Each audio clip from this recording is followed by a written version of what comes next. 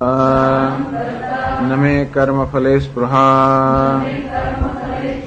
इति सह कर्मभिर्न बध्यते तस्यापि न देहादि आरंभकाणि कर्माणि भवन्ति इत्यर्थः। एवं यह अन्योपि એવું નથી કે આ માત્ર ભગવાનને જ લાગુ પડે છે, અન્યોપી બીજો કોઈ પણ હોય. મામ આત્મત્વેન અભિજાનાતિ, ભગવાન કે હું સર્વનો આત્મા છું, હું કે તમારાથી ભિન્ન નથી. ભગવાન કોઈ જુદી વ્યક્તિ નથી, પુરુષ વિશેષ કે બીજા બધા કરતા ભિન્ન હોય એવું નહીં. કોઈ એમ કે ભગવાન ભિન્ન અને જીવ ભિન્ન. આ પણ ચૈતન્ય, એ પણ ચૈતન્ય. છતાં આ ચૈતન્ય કેવો છે? અલ્પ છે. એ ચૈતન્ય કેવો છે? સર્વ રીતે મુક્ત છે.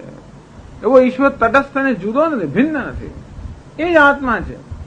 અંતેથી એવમ યહ અન્યોપી મામ આત્મત્વેન અભિજાનાતિ, જે કોઈ પણ મને આત્મરૂપે જાણે છે, કારણ કે હું સર્વનો આત્મા છું.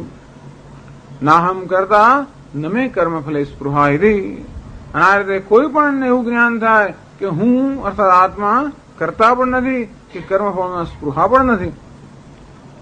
સહકર્મભીર્ન બંધ્યતે, એ જીવ કે મનુષ્ય પણ કર્મથી બંધાતો નથી. એટલે શું? તસ્યાપી ન દેહાદિ આરંભકાણી કર્માણી ભવંતિ ઇત્યર્થ. અર્થાત એના કર્મ કોઈ કર્મફળ ઉત્પન્ન કરતા નથી, અથવા કર્મનું જે પરિણામ આવે એના સાથે જોડાતો નથી. અંતેથી ફરી એને દેહ ગ્રહણ કરવાનો હોતો નથી. અર્થાત એ ફરી સંસારમાં પડતો નથી. એટલે કર્તૃત્વ અને ભોક્તૃત્વ, આમ તો અજ્ઞાન, પણ અજ્ઞાનનું સૌથી પહેલું પરિણામ કયું? અહંકાર. કઈ રીતે અહંકારમાં કઈ રીતે વ્યક્ત થતો હોય? કર્તૃત્વ અને ભોક્તૃત્વ, આ રીતે વ્યક્ત થતો હોય. એટલે કર્તૃત્વ એને વિજ્ઞાનમય કોષ કહે છે, ભોક્તૃત્વ આનંદમય કોષ. સૌથી મૂળ કયું છે? ભોક્તૃત્વ, ભોગની ઈચ્છા. કેમ ભોગની ઈચ્છા? સુખની ઈચ્છા. કેમ સુખની ઈચ્છા? હું અલ્પ છું, દુઃખી છું, એ પ્રકારનો નિર્ણય. એમાંથી જન્મી સુખની ઈચ્છા, એમાંથી જન્મે સુખના સાધનની શોધ. એમાંથી પછી કહે કે બુદ્ધિ જયારે જાણી લાવ કેમ સુખ મેળવવું. એટલે બુદ્ધિ જ્યારે તું જ્ઞાન પ્રાપ્ત કરે કે કઈ વસ્તુ કરવાથી શું મળે છે, એમ બુદ્ધિને જ્ઞાન પ્રાપ્ત કરવાનું. પછી જ બુદ્ધિને કહેવું તું કર્મ કર. બુદ્ધિ પછી નિર્ણય કરે કે મારે આ કર્મ કરવું છે જે પેલું સુખ મળશે, અને પછી આદેશ આપે મનને, પ્રાણને, ઇન્દ્રિયોને બધાને આદેશ આપે, અને પછી કર્મ થાય. આ બધાની પાછળ કોણ? આ બધાને છેવટે પ્રેરક કોણ? તો કાર્ય ભોગતા. એ અંતિમ છે, પણ એને આનંદમય કોષ કહેવામાં આવે છે. પરંતુ વિજ્ઞાનમય કોષ એટલે કર્તૃત્વમ, આનંદમય કોષ એટલે ભોક્તૃત્વમ.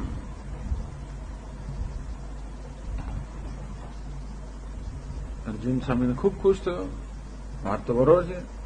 તવ કર્મ તત્ફલ સંબંધ અભાવે, ભગવાન આપનો કર્મ અને કર્મ સાથે કોઈ સંબંધ હોતો નથી. તથા જ્ઞાન અવતશ્ચ તદ સંબંધે, અને જે જ્ઞાની છે એનો પણ સંબંધ નથી. ભગવાન આપનો કર્મ અને કર્મ સાથે સંબંધ નથી, જે જ્ઞાની છે એનો પણ સંબંધ નથી. મમાપી કિમ કર્મણા, તો પછી હું પણ કર્મ છોડી દઉં? છેવટે શું છે? સંબંધ નથી ને, બધો સંબંધ કાપી જ નાખવાનો. સંબંધ બાંધો જ શું કરવા?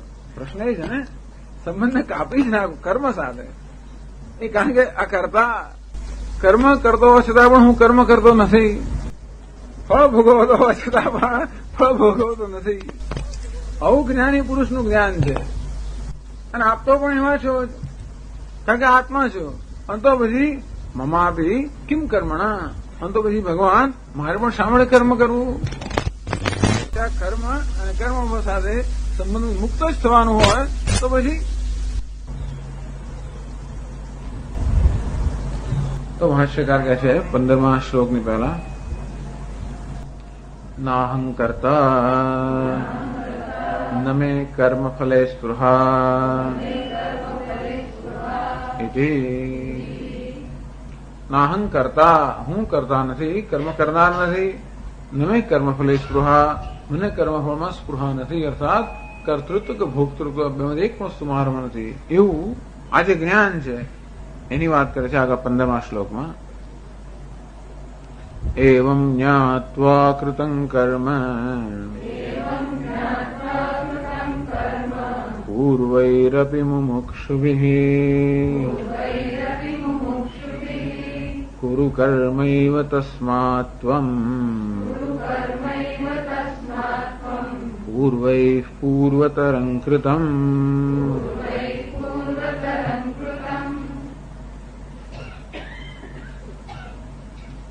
एवं ज्ञात्वा कृतम कर्म અર્જુન હું કર્મ તો ત્યાગ કર્યો કે નહીં એવમ આવું જાણીને પરોક્ષતયા આવું જાણીને પણ કૃતમ કર્મ પૂર્વૈ અપી મુમુક્ષુભિ તો ખરેખર કર્મયોગી ક્યારે બને એને જયારે આવું જ્ઞાન હોય ત્યારે પરોક્ષ રીતે પણ જયારે આવી સમજ હોય તો જ માણસ કર્મયોગી બની શકે જયારે જાણે છે કે આ બધામાંથી મુક્ત થવાનું છે એ જીવનનું ધ્યેય છે અને તો પછી એવી રીતે કર્મ કરવું જોઈએ જેથી કર્મથી મુક્ત કરનારું સાધન બને નહીં કર્મમાં વળી પાછું બંધન કરનારું.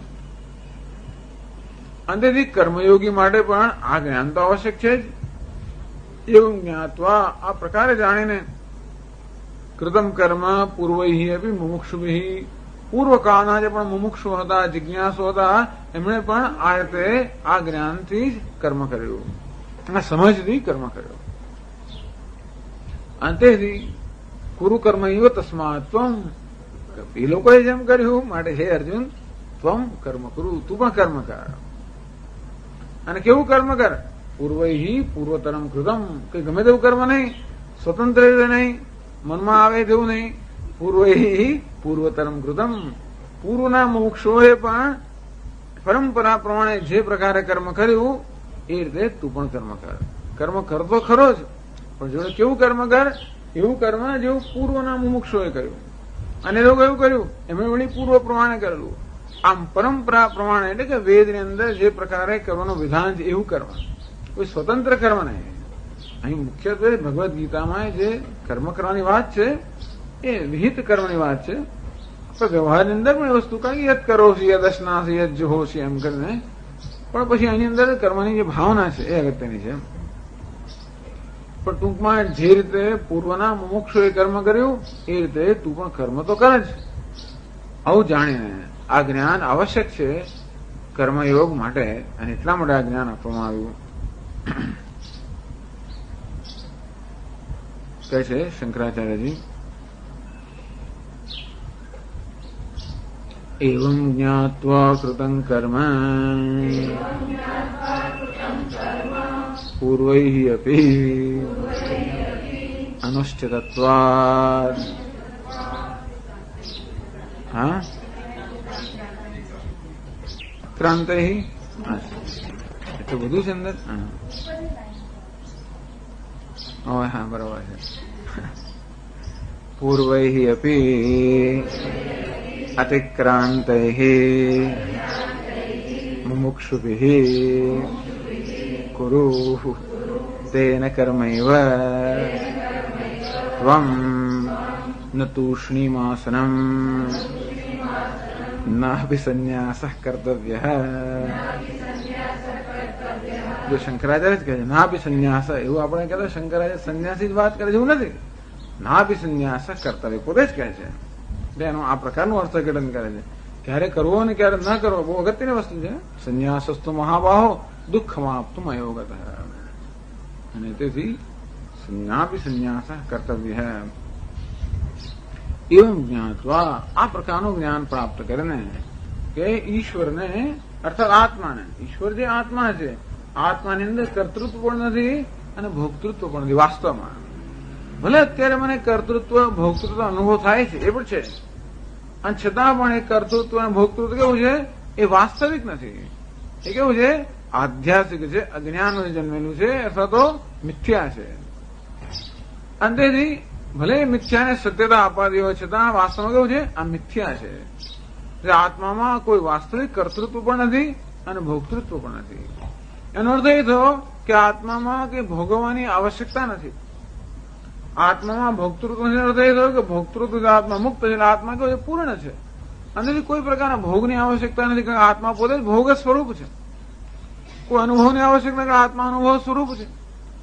ભોગ આનંદ સ્વરૂપ હોવાને કારણે કોઈ ભોગની આવશ્યકતા નથી, નિર્લેપ હોવાને કારણે કોઈ કર્મની સાથેનો સંબંધ નથી, પૂર્ણ હોવાને કારણે કર્મની આવશ્યકતા નથી. આમ કર્મ કે કર્મફળની કોઈ પ્રકારની આવશ્યકતા આત્મામાં નથી. એવમ જ્ઞાત્વા, એ રીતે આત્માને સમજીને, આત્મા અર્થાત જેનું આ સત્ય છે એ સત્યને ખ્યાલમાં રાખીને કર્મ કરે. કર્મ કરવાની પાછળ પણ જ્ઞાન જોઈએ, કશું કરવાની પાછળ સમજ તો જોઈએ જ. જ્ઞાત્વા મામ ભૂતાદિરવ્યયમ, હું ભૂતનો આદિ અર્થાત લોકો મને ભજે છે. હમ સર્વસ્ય પ્રભવ મત્ત સર્વમ પ્રવર્તતે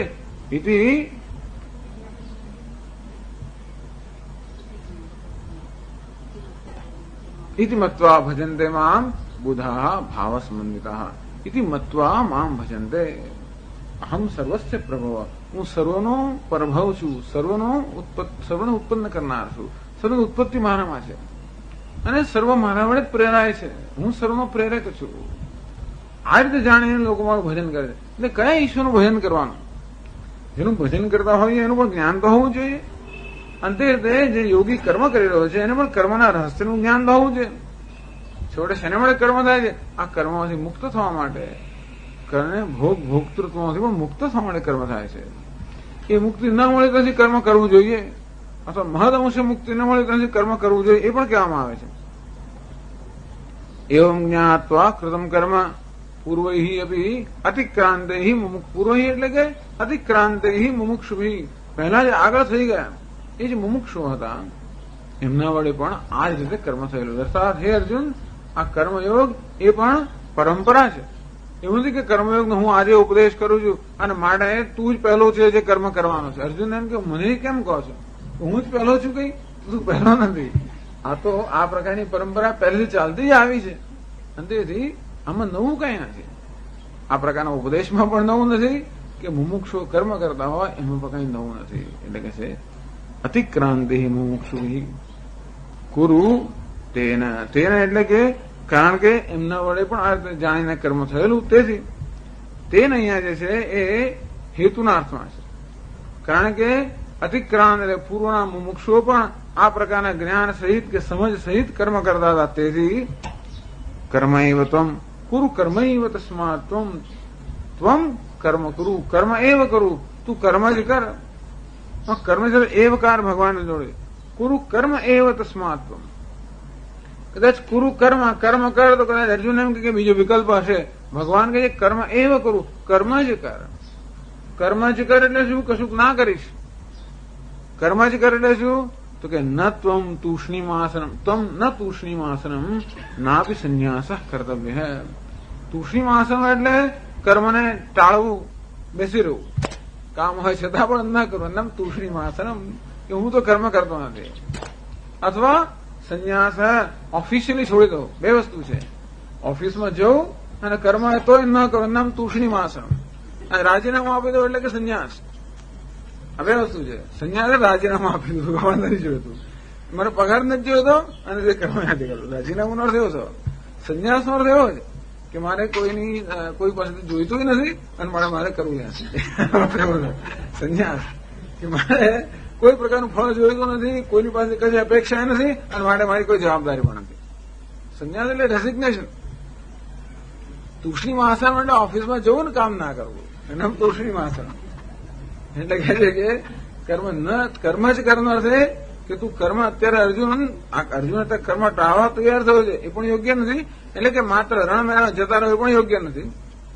એટલે કર્મથી ભાગી જવું કે કર્મને ટાળવું કે એમાંથી પલાયન થવું એ યોગ્ય નથી. તો હું પલાયન નહીં થવું, હું ઓફિશિયલી છોડી દઈશ, રાજીનામું આપી દઈશ, તો કે નહીં, સંન્યાસ પણ યોગ્ય નથી. સંન્યાસ એટલે વિધિ પ્રમાણે, અર્થાત સંન્યાસ લેવાનો અર્થ એ થયો કે એને કર્મ ના કરવાની હવે છૂટ મળી, સર્વ કર્તવ્યનો ત્યાગ, નામ સંન્યાસ. એ પણ યોગ્ય નથી અને કર્મ લૂંટાળે એ પણ યોગ્ય નથી. ન તૂષ્ણીમાસનમ નાપી સંન્યાસ કર્તવ્ય.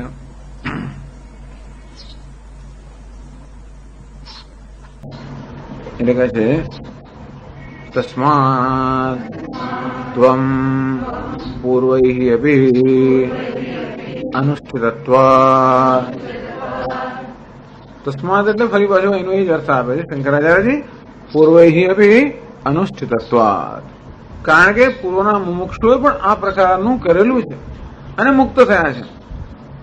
મુમુક્ષો જે જનક વગેરે અને બીજા બધા નામ આપે છે, યયાતિ યદુ પ્રભૃતિ, બીજા બધા યયાતિ યદુ વગેરે આ જે હતા મુમુક્ષો એ પણ કર્મ કરતા કરતા છેવટે મુક્તિને પામ્યા હોવાને કારણે હે અર્જુન એટલે કહ્યું કર્મણી વહી સંસિદ્ધિમ આસ્થિતા જનકાદય.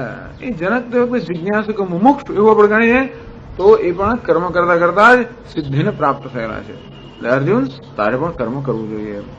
એટલે ભગવાનને એવું પૂર્વ એવું કહેવાની આવશ્યકતા નથી, પણ માત્ર અર્જુનને પણ એમાં શ્રદ્ધા ઉત્પન્ન થાય કે મને જ ખાલી જુદો પાડીને ભગવાન નથી કહેતા, અથવા તો મારામાં જ કંઈક છે માટે નથી કહેતા, અથવા ભગવાન પોતાનું કે કબોલ કલ્પિત કહે છે એવું કઈ ના થાય. એટલે ભગવાન પોતે પણ અર્જુનને એવું આશ્વાસન આપે છે, અર્જુનને એવી શ્રદ્ધા ઉત્પન્ન કરે છે અને ખાતરી આપે છે કે તું એકલો નથી પહેલેથી, અને આ નવો ઉપદેશ નથી, આ પણ પરંપરાગતનો ઉપદેશ છે અને આ સાધના પણ પરંપરાગત છે. એ રીતે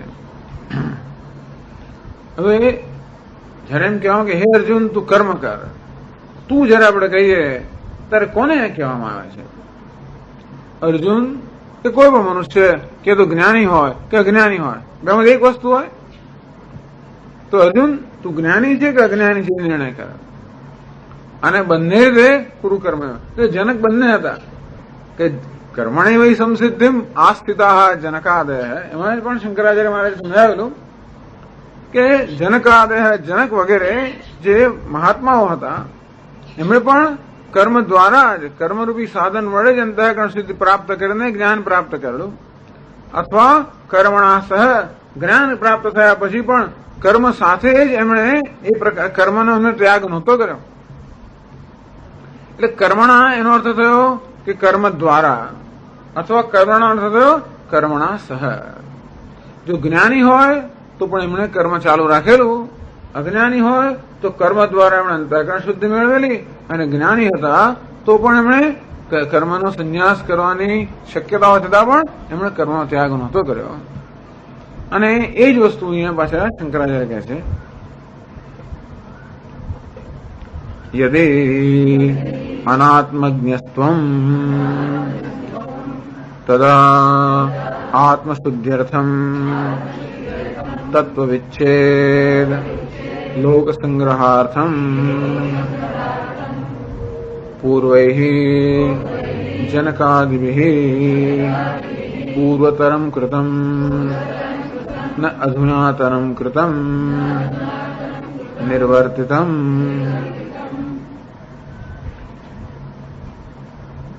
યદિ અનાત્મજ્ઞસ્ત્વમ, અનાત્મજ્ઞ એટલે શું? તો આત્મજ્ઞ ન હોય તો, અનાત્મજ્ઞ અર્થે અનાત્માનો જાણકાર એટલે કે આત્માનો ન જાણનાર, અર્થાત આત્માનું જ્ઞાન ન હોય, અર્થાત તો અજ્ઞાની હોય. પણ એ અનાત્મજ્ઞ એટલા માટે કહેવામાં આવે છે કે અજ્ઞાનમાં પણ આત્માનું અજ્ઞાન જ અગત્યનું છે. બધા ઘણા પ્રકારના અજ્ઞાન હોય, ઘણી બધી વસ્તુ આપણે ન જાણતા હોય, પણ કયા પ્રકારનું અજ્ઞાન ખરેખર આપણને દુઃખનું કારણ છે? તો કે આત્માનું અજ્ઞાન. અને જો તને આત્માનું જ્ઞાન ન હોય તો અજ્ઞાની હોય. તદા આત્મશુદ્ધ્યર્થમ, તો તારે કર્મ કરવું જ જોઈએ. શેના માટે કરવું જોઈએ? આત્મશુદ્ધ્યર્થમ, અંતઃકરણની શુદ્ધિ માટે કર્મ કરવું જોઈએ. અંતઃકરણની શુદ્ધિ એટલે આ ભોક્તૃત્વ જે ખૂબ તીવ્ર હોય એને શિથિલ કરવા માટે, કર્તૃત્વ પણ જે ખૂબ તીવ્ર હોય એને શિથિલ કરવા માટે. કર્મયોગથી કર્તૃત્વ અને ભોક્તૃત્વનો નાશ થવાનો નથી, છતાં એમાં શિથિલ જ આવી જાય, શિથિલ તો બની જ જાય. વારંવાર આપણે સંકલ્પ કરતા હોઈએ કે આ કર્મ હું ઈશ્વરને પ્રસન્ન કરવા ખાતર કરું છું, મને એમાંથી કંઈ જોઈતું નથી, એવું જાહેર કરીએ. એટલા માટે આવું સંકલ્પ કે જાહેર કરવાની આવશ્યકતા છે. વારંવાર મનને આ પ્રકારે સૂચના આપવાની આવશ્યકતા છે. તો બોલવાથી પણ કઈ સરતું હોય છે, ભલે ને અંદર ન હોય તો પણ બહારથી બોલીએ, અંદર ઈચ્છા ન હોય બહારથી કરીએ તો પણ કંઈક તો નથી સરે. પણ અંદરમાં ઈચ્છા નથી, બહાર શું કામ કરવું? એવું નહીં. અંદર ઈચ્છા ન હોય તો એ બહારથી આપણે કરીએ, એ બતાવે છે કે ભલે ઈચ્છા ન હોય પણ એની માટેનું મને મૂલ્ય છે. એટલે ભલે ને મનની અંદર જે સ્પૃહા હોય તો પણ જાહેર કરીએ કે મારે કોઈ સ્પૃહા રાખવી નથી, હું જાણું છું કે સ્પૃહા એ વસ્તુ યોગ્ય નથી. અને કર્તૃત્વ પણ ઈશ્વર કરી રહ્યો છે, હું તો નિમિત્ત માત્ર છું. અને જેટલી વખત આપણે કર્મ કરતી વખતે આ વસ્તુ જે છે એ વસ્તુનો આપણે વિચાર કરીએ અને એનું એ સંકલ્પ વારંવાર કરીએ એટલું પેલું કર્તૃત્વ અને ભોક્તૃત્વ શિથિલ બનતું જાય, શિથિલતા આવી જાય.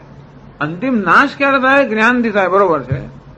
પણ આ જ્ઞાન તો કેવું છે, પેલા સર્જનમાં ચપ્પા જેવું છે, એનાથી ઝાડ ના કપાય, એ તો કુહાડી જોઈએ.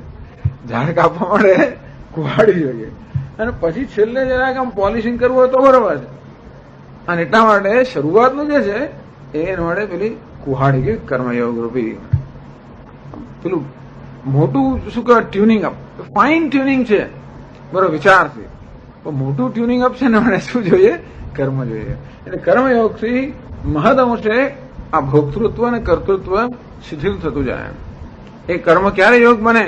આ પ્રકારની બુદ્ધિ કે આ પ્રકારની જે સમજ છે એ સમજ વારંવાર આપણા વ્યવહારની અંદર એ સમજને લાવતા રહીએ ત્યારે સમજ જ રહી જાય અને વ્યવહારમાં જો એનો કોઈ અભિવ્યક્તિ ન થાય તો એનાથી આપણને કઈ લાભ ન થાય. અને એટલા માટે કર્મયોગ અર્થાત જે આપણી સમજ છે એને વ્યવહારમાં ઉતારવાનો પ્રયત્ન, એનામ જ કર્મયોગ. એનો અર્થ કે અર્જુન તું સમજો તો છે, એવું નથી કહેતો કે તું નથી સમજ્યો, પરંતુ આ જ્ઞાન બરોબર પચે ક્યારે? એ જયારે બરોબર વ્યવહાર, એટલે કર્મયોગ જે છે આ જ્ઞાનને વ્યવહારમાં ઉતારવાનો સતત પ્રયત્ન, એટલે પચે બરોબર. પચાવવા માટે આવશ્યક છે. સ્વામીજી કે આમ ગુલ્લું તો છે પણ એને રાખો બે દિવસ તો રસગુલ્લું બને. એકલું ગુલ્લું તમે ખાઓ તમે કશું સ્વાદ ના હોય, રસગુલ્લું તો એની અંદર રસમાં રાખો અને આમ બોળીને કાઢી લો તો કશુંક તો મળે, પણ રાખો થોડુંક તો બરોબર આમ ચૂસે અને તો પછી મજામાં રસ આવે. તેવી રીતે આ જ્ઞાન જે છે એને બરોબર અંદર પચાવવાની આવશ્યકતા છે ને. એટલે કર્મયોગ જે છે એ વ્યવહાર દ્વારા સતત આ જ્ઞાન કેવી રીતે આપણા જીવનમાં ઉતરે એ માટેનો પ્રયત્ન. એવું જ્ઞાત્વા કૃતમ કર્મ, આ જ્ઞાન પ્રાપ્ત કરીને વ્યવહારની અંદર જેમ જેમ આપણે આ વસ્તુ ઉતારવાનો પ્રયત્ન કરીએ તેમ તેમ બંધનની જે દ્રઢતા છે એ દ્રઢતા ધીમે ધીમે શિથિલ થતી જાય. યદિ અનાત્મજ્ઞસ્ત્વમ તદા આત્મશુદ્ધ્યર્થમ તત્વવિદ ચેત, ધારો કે તત્વવિદ હોય કે જ્ઞાની હોય તો લોક સંગ્રહાર્થમ. અને જ્ઞાની કારણ કે જનક મહારાજા એવું કરેલું, અહીંયા પૂર્વનું દ્રષ્ટાંત આવે એટલે જનક વગેરેનું દ્રષ્ટાંત આપવામાં આવે છે. અને હે અર્જુન તું જ્ઞાની હોય તો કર્મ ના છોડીશ. કેમ? તો લોક સંગ્રહાર્થ, તો તારી લોકોને બહુ જરૂર છે. અત્યારે તને જરૂર હતી, હવે તારી જરૂર છે. કર્મ તો છોડાય જ નહીં. તને જરૂર છે માટે કર્મ કર, જેથી તું એમાંથી બંધન શિથિલ થાય. તું જ્ઞાની છે તો તારી લોકોને જરૂર છે અને તેથી કર્મ ના છોડાય. લોક સંગ્રહાર્થમ, કોઈએ એ કર્મ છોડ્યું નથી. આ બધા જ્ઞાનીઓ શંકરાચાર્ય જે બધા સંન્યાસ એમણે કોઈ દાડો કર્મ છોડ્યું નથી. સંન્યાસની વાત તો મહાભયંકર જ કરે છે. કોઈ દાડો એ કર્મથી મુક્ત રહ્યા છે? સતત કર્મ કરેલું જ છે, કારણ કે લોક સંગ્રહાર્થમ. અને તેથી કર્મ કાં તો આપણને જરૂર હોય કર્મની, કે પછી કર્મને આપણી જરૂર હોય, પણ કોઈને કોઈ કર્મ જોડાયેલા જ રહેતા લાગે છે બધા લોકો. કેવું કર્મ? પૂર્વૈ પૂર્વતરમ કૃતમ, પૂર્વૈ જનકાદિ પૂર્વતરમ કૃતમ. આમ અર્જુનને એમ થાય કે ભલે જનક વગેરે લોકોએ હું સાંભળે આવું કર્મ કરું, આ કોઈ કર્યું તો હા પૂર્વૈ કૃતમ, જનક વગેરે રાજા હોય કે મોક્ષ હોય પણ કર્મ કર્યું હોય કારણે તું કર.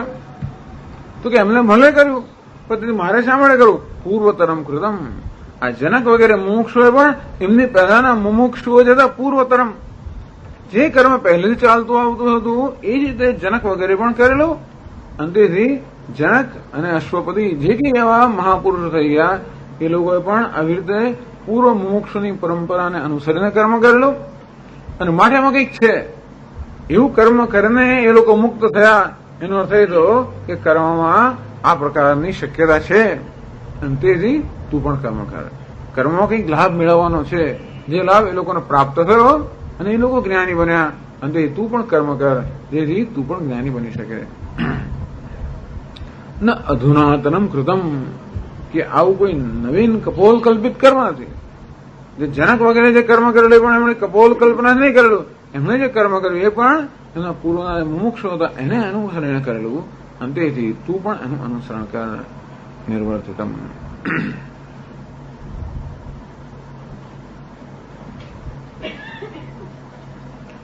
ઓમ પૂર્ણમદઃ પૂર્ણમિદં પૂર્ણાત પૂર્ણમુદચ્યતે પૂર્ણસ્ય પૂર્ણમાદાય પૂર્ણમેવાવશિષ્યતે. ઓમ શાંતિ શાંતિ શાંતિ. શંકરં શંકરાચાર્યં કેશવં બાદરાયણં સૂત્રભાષ્યકૃતૌ વંદે ભગવन्तौ પુનઃ પુનઃ. ઈશ્વરો ગુરુરાત્મેતિ મૂર્તિભેદવિભાગિને વ્યોમવદ્વ્યાપ્તદેહાય દક્ષિણામૂર્તયે નમઃ. ઓમ શાંતિ શાંતિ શાંતિ. હરિ ઓમ શ્રી ગુરુભ્યો નમઃ. હરિ ઓમ.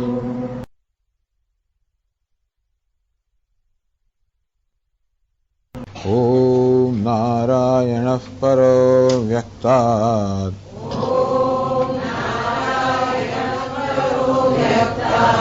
અંડમવ્યક્તસંભવम् અંડસ્યાन्तस्त्विमे લોકાः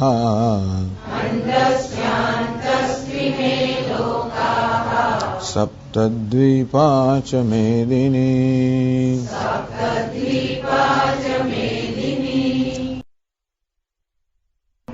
કર્માણિ લિમ્પન્તિ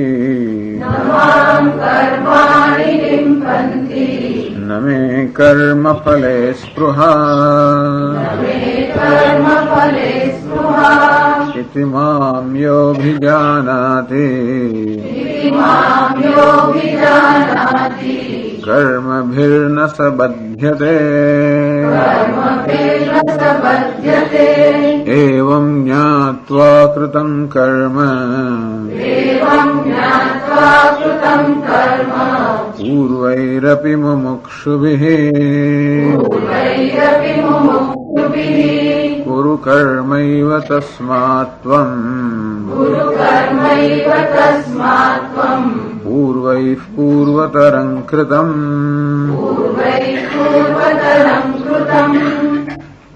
કુરુ કર્મૈવ તસ્માत् ત્વં પૂર્વૈઃ પૂર્વતરમ કૃતમ. પૂર્વૈઃ મુમુક્ષુભિઃ પહેલાના મુમુક્ષુઓએ પણ એ યુગમાં પણ પૂર્વતરમ જે પ્રકારે એની પહેલાના મુમુક્ષુઓ પણ કર્મ કરતા હતા એ રીતે એમણે પણ કર્મ કર્યું છે.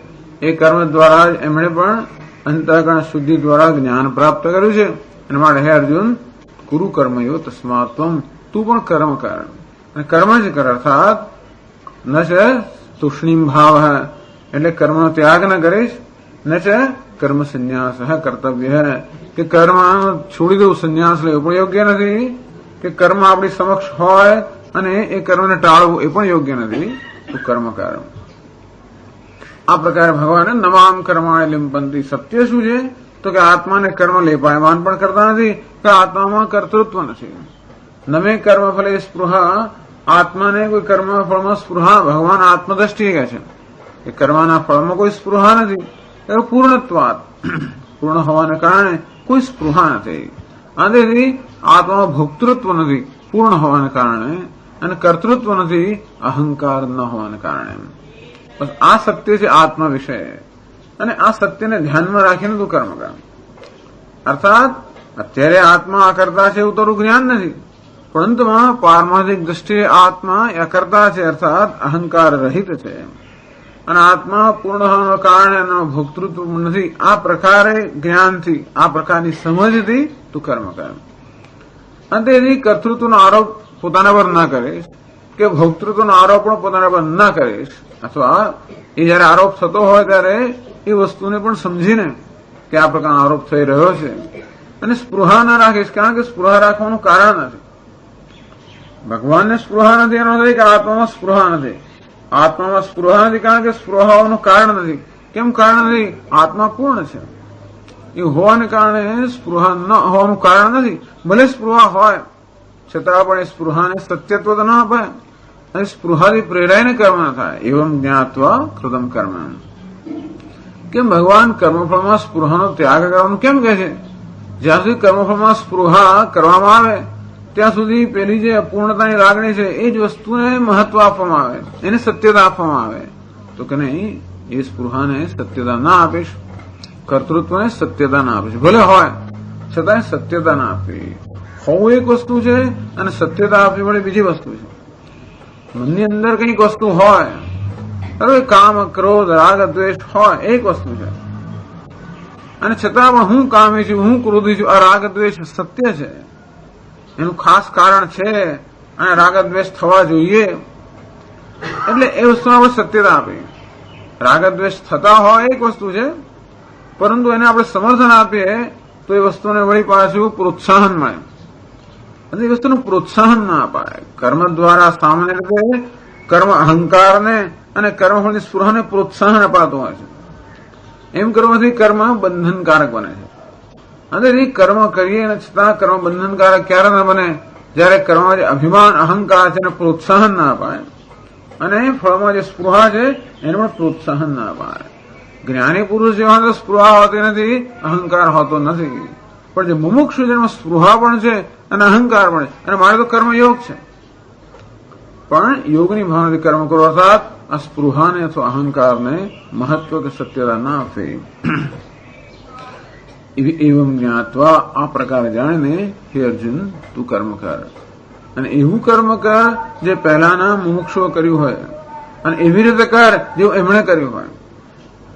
કારણ કે શું કરવું અને કેમ કરવું એ બંને અગત્યનું છે. કર્મ કરવું એટલું અગત્યનું છે, કયું કર્મ કરવું એ પણ અગત્યનું છે, અને કયું કર્મ કરવું એટલું જ અગત્યનું છે, કેવી રીતે કરવું એ પણ અગત્યનું છે.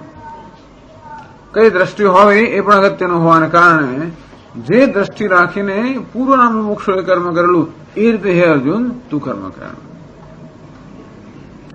અર્જુનને તું કર્મ કરવું એટલે કર્મ કરવું, આવું બધું એના માટે આટલું બધું કહેવાનું છે. જેમ પહેલા લોકોએ જેવું કર્યું એ રીતે એ કર્મ તું કર, એવું વળી એટલું બધું કહેવાની શી જરૂર? ભગવાન આપ કહેશો તો હું કર્મ કરીશ, પછી પેલા કોઈ કર્મ માટે તું કર એવું તમારે કઈ કહેવાની જરૂર નથી. આપ કહેશો તો હું કર્મ કરીશ, પણ પૂર્વના મુમુક્ષુએ કર્યું માટે તું કર એવું આપ નહીં કહો તો પણ ચાલશે, કારણ કે આપ કહેશો તો હું કર્મ કરીશ. અને એટલે શા માટે ભગવાન માત્ર કર્મ કર એવું સરળ નથી કહેતા, પણ કર્મ કરવાની જે સૂચના છે એ સૂચનાને પણ આવી રીતે થોડીક એને શું કહેવાય ક્વોલિફાય કરે છે, એમાં વિશિષ્ટતા ઉમેરે છે કે જેમ પૂર્વના મુમુક્ષુએ કરેલું તે રીતે અને તેવું કર્મ તું કર. એ પ્રશ્ન પૂછે છે. અર્થાત હવે પછીના જે શ્લોકો છે એ આ પ્રશ્નના ઉત્તરમાં હોવાને કારણે બંને શ્લોક વચ્ચે કયો પ્રશ્ન સમાયેલો છે એ શંકરાચાર્ય કહે છે 16મા શ્લોકના આરંભમાં. તત્ર કર્મ ચેત કર્તવ્યમ ત્વદ્વચનાદેવ કરોમ્યહમ કિમ વિશેષિતેન પૂર્વૈઃ પૂર્વતરમ કૃતમ ઇત્યુચ્યતે યસ્માદ મહદ્વૈષમ્યમ કર્મણિ કથમ.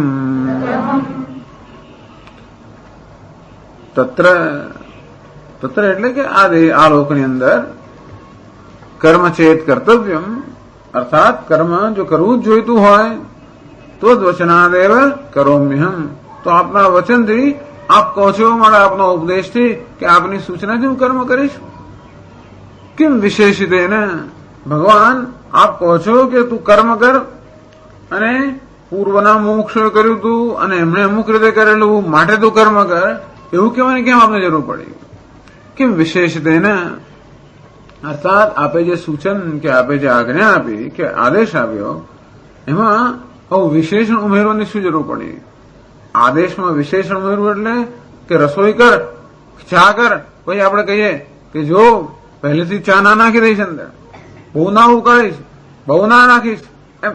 એટલે આપણે સૂચના તો આપી, પણ જોડે જોડે સૂચનામાં વિશેષ ઉમેરીએ કે કામ તો કર પણ કેમ કરવું અને શું ના કરવું એવી સૂચનાઓ આપતો હોય પાછી.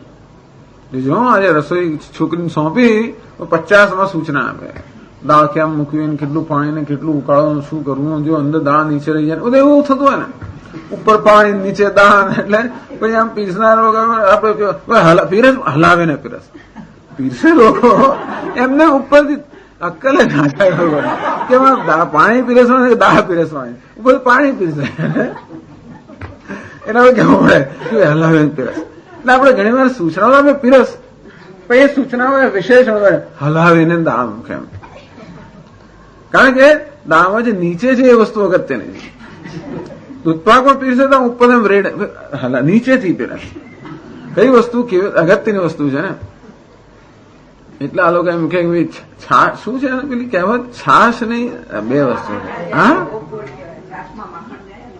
નહીં એવું નહીં, એવું કઈ જ્ઞાતની અંદર જયારે આ લોકો છાશ જયારે વહેંચવા આવે ને, છાશ પીરસવા આવે ત્યારે એમ કે ભાઈ એ કઈક ઉલટેથી પીઓ, છેલ્લે એમને આપવાની, કારણ કે નીચે જે વધેલો અમને મળે. અને બીજું કશી કઈ વસ્તુ ઉપરથી, એટલે એમ કે ભાઈ છાશ હા દૂધ ઉપરથી કે તર ઉપર હોય, તો દૂધ જયારે વહેંચવા આવે ત્યારે અમારાથી શરૂઆત હોય, તર ઉપર હોય, અને છાશ જયારે તો પીરસવા, કારણ કે નીચેની વસ્તુ લેવાની. એટલે જાણવું જોઈએ કઈ વસ્તુ કેમ કરવી.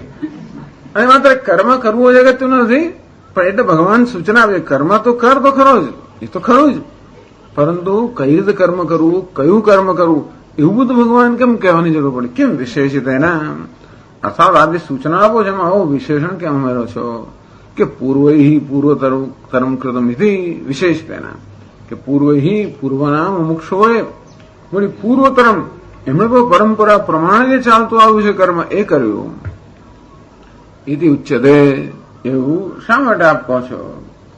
યસ્માત મહદ વૈષમ્યમ કર્મણી, એનું કારણ છે કર્મમાં મહાન વૈષમ્ય છે, વિષમતા છે, ખૂબ મુશ્કેલી છે, અર્થાત કર્મને સમજવું અત્યંત કઠિન છે. એટલા માટે કહું છું. ભગવાન ઉત્તર આપે છે. અર્જુને પ્રશ્ન પૂછ્યો, ભગવાન ઉત્તર પણ આપ્યો કે કર્મમાં અત્યંત વિષમતા છે. વિષમતા અર્થાત સમજવું અત્યંત કઠિન છે. તો તરત જ પ્રશ્ન કરે એમાં કર્મમાં સમજવાનું શું હતું? દેહાદિ ચેષ્ટા રૂપે લોક પ્રસિદ્ધ હે કર્મણી. કર્મ એટલે શું? હાથ પગ હલાવા એટલે કર્મ. આમ કર્મ કોને કહેવાય તો જગતમાં પ્રસિદ્ધ છે. એમાં વળી પછી એમાં વૈષમ્ય અર્થાત એમાં સમજવાનું શું મુશ્કેલ છે?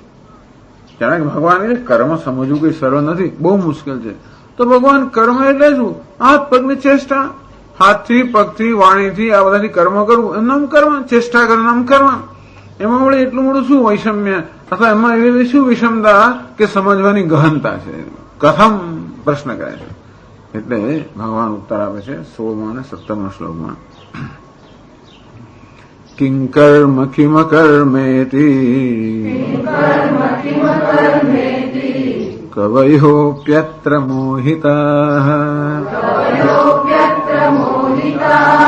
તત્તે કર્મ પ્રવક્ષ્યામિ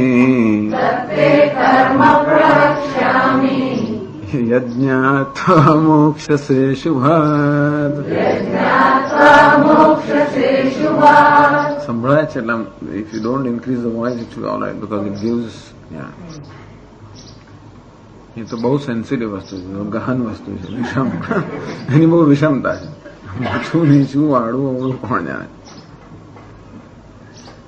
કિમ કર્મ કિમ અકર્મ એથી કવયાભ્યત્ર મોહિતા. કારણ કે શા માટે ભગવાન કહો છો કે આ કર્મમાં આવી વિષમતા કે ગહનતા છે એનું શું કારણ? તો કે છે કિમ કર્મ, કર્મ કોને કહેવું, કિમ કર્મ અકર્મ કોને કહેવું, કવય અભ્યત્ર મોહિતા. અત્ર આ વિષયની અંદર કવય મેધાવિન જે બુદ્ધિમાન કે અત્યંત વિદ્વાન લોકો છે, મોહિતા એમને પણ આમાં મોહ છે, ભ્રમ છે. કોને કર્મ કહેવું અને કોને અકર્મ કહેવું એમાં વિદ્વાનોમાં પણ મોહ છે. એટલે ગહનતા હોવાનું કારણ ભગવાન બતાવે છે કે કર્મ વિષમતા હોવાનું કારણ કે છે કે નહીં તો વિદ્વાનોને મોહ ન હોત, જો વસ્તુ ખરેખર સરળ હોત સ્પષ્ટ હોત તો વિદ્વાનોને એ વિષયની અંદર મોહ ન હોત. પણ વિદ્વાનોને પણ આમાં મોહ છે, એ જ બતાવે છે કે કર્મમાં મહાન વિષમતા છે. અને માટે કર્મ વિશે પણ તારે સૂચના પ્રાપ્ત કરવી જોઈએ. એમને તું મંડી ના પડીશ ગમે તેમ. અર્થ એ છે કે સૂચના એની પણ એટલે જ આ જો ત્રીજા અધ્યાયમાં સૂચના આપી જ ઘણી બધી આપી. ન બુદ્ધિવેદમ જનયેદ જ્ઞાનામ કર્મ સંજ્ઞાનામ વરે. અને એ સિવાય ઘણી સૂચનામાં આવી. ચોષેત સર્વકર્માણી વિદ્વાન યુક્ત સમાચરણ. તો કર્મ કેમ કરવાની પણ સૂચનાઓ આપી. જો કે ફરી પાછે ભગવાન કહે છે, પણ હવે જરા જુદા પ્રકારની વસ્તુ કહે છે. ત્રીજા અધ્યાયની અંદર જે કર્મની ચર્ચા કરવામાં આવી એ કર્મના યોગની કે કર્મના અનુષ્ઠાનના વિષયમાં ચર્ચા કરવામાં આવી. હવે કર્મનું એથી પણ એક મહાન રહસ્ય છે એ ભગવાન કા જ્ઞાન કર્મ સંન્યાસ યોગ. કર્મનો જ વિષય છે, પણ કર્મના વિષયમાંથી જ્ઞાન. હવે કર્મના જ્ઞાનનો આ વિષય છે. પહેલા કર્મના અનુષ્ઠાનનો વિષય હતો અને હવે કર્મના જ્ઞાનનો વિષય છે. અંતેથી ભગવાન કહે છે કે કવયોપી અત્ર મોહિતા, વિદ્વાન લોકોને પણ આ વિષયમાં મોહ છે, ભ્રમ છે. તત્તે કર્મ પ્રવક્ષ્યામિ, અને માટે હું તને આ કર્મ અકર્મ વગેરેનું પ્રવચન આપીશ. સાંભળે પ્રવચન આપશો, એવું પ્રવચન સાંભળો. યજ્ઞાત્વા મોક્ષસે અશુભાત, જેનું રહસ્ય જાણે ને અશુભાત સંસારાત મોક્ષસે, સંસારમાંથી મુક્ત થઈ જઈશ એવું રહસ્ય કરવામાં છે. તું કર્મને સમજી જઈશ તો સંસારમાંથી મુક્ત થઈ જઈશ. અને એટલા માટે આ કર્મનું રહસ્ય હવે પછી હું તને કહીશ. આ વસ્તુ શંકરાચાર્ય કહે છે ભાષ્યમાં, કિમ કર્મ કિમ ચ અકર્મ ઇતિ કવયઃ મેધાવિનોપી અત્ર અસ્મિન કર્માદિ વિષયે મોહિતાઃ મોહંગતાઃ અતઃ તે તુભ્યં કર્મા કર્મ ચ પ્રવક્ષ્યામિ. કિમ કર્મ કિમ ચ અકર્મ, કર્મ કોને કહેવાય, અકર્મ કોને કહેવાય. इति कवयः, कवय એટલે કે મેધાવિનઃ, કવિઓ અર્થાત મેધાવિનઃ. મેધાવી એટલે અત્યંત વિદ્વાન મનુષ્ય. મેધાવિનો ભી અત્ર, વિદ્વાન કઈ રીતે, ખૂબ કર્મ કરનારા પણ. મેધાવી અર્થાત કર્મમાં પણ જે અત્યંત નિષ્ણાત છે, કે કર્મના કે મીમાંસા શાસ્ત્રના પણ જે વિદ્વાન લોકો છે, અર્થાત અગ્નિહોત્રાદિ અને બીજા જ્યોતિષ, આ બધા કર્મ કેમ કરવા એ બધું જાણનાર, એ બધી વસ્તુની અંદર જે લોકો નિષ્ણાત છે, અને શાસ્ત્રમાં વિધિ નિષેધ વગેરેનું કેવી રીતે અર્થઘટન કરવું અને કર્મને કેમ કરવું એનો ક્રમ વગેરે એ બધાની અંદર પણ જે નિષ્ણાત છે એવા લોકો પણ, માત્ર બીજા વિષયોના મેધાવી કે જ્ઞાની પુરુષો નહીં, વિદ્વાન નહીં, કર્મના વિષયના વિદ્વાન છે એ લોકોને પણ. અત્ર એટલે કે અસ્મિન કર્માદિ વિષય, આ કર્મ અકર્મ આ વિષયની અંદર મોહિતાઃ મોહંગતાઃ, એ લોકોને પણ આમાં મોહ છે. એટલે રોજ ચર્ચા થાય છે એ લોકો સાથે જ.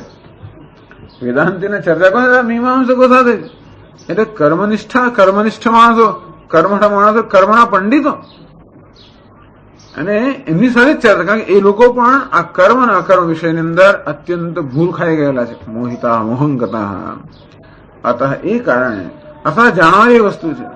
જો માત્ર કર્મ એટલે ચેષ્ટા એવું જ હોત તો મારે તને કે એના વિશે પ્રવચન આપવાની આવશ્યકતા નથી. પણ કર્મ ના કર્મ કોને કહેવાય એ વિષયની અંદર વિદ્વાનો પણ મોહ હોવાને કારણે અતઃ તે તુભ્યમ અહમ કર્મ તત્તે કર્મ પ્રવક્ષ્યામિ. તે કર્મ એટલે તે અકર્મ પ્રવક્ષ્યામિ. એવું જાણે અકારનો લોપ થયો હોય એટલે પણ સમજી શકાય. એટલે શંકરાચાર્ય છે કે તુભ્યમ અહમ કર્મ અકર્મ છે પ્રવક્ષ્યામિ. હે અર્જુન, કર્મ અને અકર્મ બંનેનું હું તને પ્રવચન આપીશ. પ્રવક્ષ્યામિ એટલે તને પ્રકર્ષેણ વક્ષ્યામિ, એટલે સ્પષ્ટ રીતે તને જેમ સમજ પડે એ રીતે હું તને સમજાવીશ.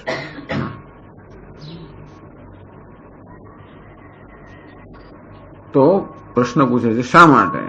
કે છે યજ્ઞાત્વા વિદિત્વા કર્માદિ મોક્ષસે અશુભાત સંસારા. તેનું પ્રયોજન કહે છે. શા માટે કર્મ અકર્મ વગેરે એનું પ્રવચનનું પ્રયોજન શું? યજ્ઞાત્વા વિદિત્વા. યદ એટલે કર્માદિ, કર્મ અકર્મ આ બંનેનું જ્ઞાન જોઈએ. કર્મ અકર્મ આ બંનેને જ્ઞાત્વા એટલે વિદિત્વા એનું જ્ઞાન પ્રાપ્ત કરીને મોક્ષ છે અશુભાત, તું અશુભમાંથી મુક્ત થઈ હશે. એટલે કે સંસારાત મોક્ષ છે, સંસારમાંથી મુક્ત થઈ જશે. સંસાર એટલે શોક અને મોહ, તો શોક અને મોહરૂપી જે સંસાર છે એમાંથી મુક્ત થઈ જશે. એ શોક અને મોહને કારણે જન્મ મૃત્યુ થતા હોવાને કારણે જન્મ મૃત્યુ રૂપી સંસારમાંથી પણ મુક્ત થઈ જશે. અને એમાંથી બધું જ કર્તવ્ય વગેરે જે છે બધું એમાંથી ઉત્પન્ન થતું હોવાને કારણે કર્તવ્ય સર્વમાંથી તો મુક્ત. સંસાર કર્તૃત્વ, ભોક્તૃત્વ, કર્તવ્ય, નિત્ય ફરજ વગેરે વસ્તુઓ, જન્મ મૃત્યુ, શોક, મોહ, આ બધાને સંસાર કહેવાય. બધી વસ્તુ એક જ છે છેવટે, એકમાંથી બીજું, બીજામાંથી પેલું. અંતેથી આ બધી જંજાળમાંથી તું મુક્ત થઈ જશે. એટલે મુક્ત થવાનો કે મરી જશે એવું નથી કે દેહમાંથી મુક્ત થઈ જશે, આ શોક અને મોહમાંથી મુક્ત થઈ જશે. તો સાંભળવું છે. તું અર્જુન સાંભળવા તૈયાર થાય, નહીં તો પ્રવચન તો બધા બહુ ચાલતા હોય, પણ સાંભળવું છે ને માટે તો કે અશુભાત મોક્ષ છે. કારણ અર્જુને કહ્યું છે યશ શ્રેયસ્ય નિશ્ચિતમ બ્રૂહિતન મેં, જ્યાં તમારે નિશ્ચિત શ્રેયસ પ્રાપ્ત હોય એ જ ભગવાન આપકો, બીજું બધું મને ના કહેશો. એને કે યુદ્ધ કેમ કરવું એ બધું મારે સાંભળવાની જરૂર નથી. મારે શું સાંભળવું છે? એક જ વસ્તુ મને જીવનમાં ખબર નથી કે નિશ્ચિત શ્રેયસ શેનાથી થાય એવું પૂછ્યું છે. એટલે ભગવાન એ જ વસ્તુ કહે છે. ભલે કર્મની વાત કરે, ગમે તે આસુરી સંપત્તિ કે ગમે તે, એ બધાની પાછળનો હેતુ એક જ, નિશ્રેયસ. પ્રત્યક્ષ રીતે કે પરોક્ષ રીતે, ક્રમેણ કે સાક્ષાત, પણ નિશ્રેયસ એ જ આનો હેતુ છે, એ જ આનો વિષય છે. એટલે ભગવાન વારંવાર યાદ કરાવે યજ્ઞાત્વા તન નિશ્રેયસ, અર્થાત તારે મોક્ષ જોઈએ તો આ કર્મ અને અકર્મ જ્ઞાન પ્રાપ્ત કરીને તું મુક્ત થઈ જશે.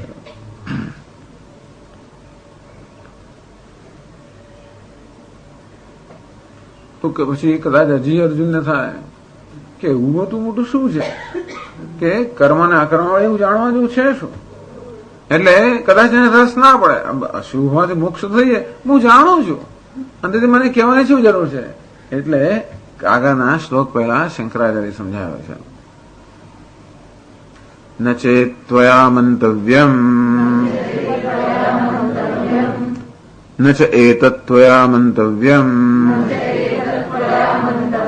કર્મ નામ દેહાદિચેષ્ટા લોક પ્રસિદ્ધમ અકર્મ તદક્રિયા તૂષ્ણીમ આસનમ કિમ તત્ર બોદ્ધવ્યમિતિ ન ચ એતત ત્વયા મંતવ્યમ. અર્જુન હું ના માનતો. કર્મ નામ દેહાદિ ચેષ્ટા લોક પ્રસિદ્ધમ, એટલે દેહની ચેષ્ટા, કર્મેન્દ્રિયો કે અવયવોની ચેષ્ટા એવું છે લોકમાં પ્રસિદ્ધ છે, એને જ કર્મ કહેવાય, એવું તું ના માનતો. અકર્મ તદક્રિયા તૂષ્ણીમ આસનમ, અકર્મ અર્થાત કર્મ ન કરવું તે કર્મનો અભાવ. આમ લોકમાં કે જગતમાં પ્રસિદ્ધ છે કે હાથ પગ વગેરે ચેષ્ટાનું નામ કર્મ અને ચેષ્ટાનો અભાવ એનું નામ અકર્મ. તૂષ્ણીમ આસનમ અર્થાત શાંત બેસી જવું, કોઈ પ્રકારની ચેષ્ટા ન કરવી, એને જગતમાં અકર્મ કહેવામાં આવે છે. આમ પ્રસિદ્ધ છે. એવી પ્રસિદ્ધ વસ્તુ હું તને કહેતો નથી.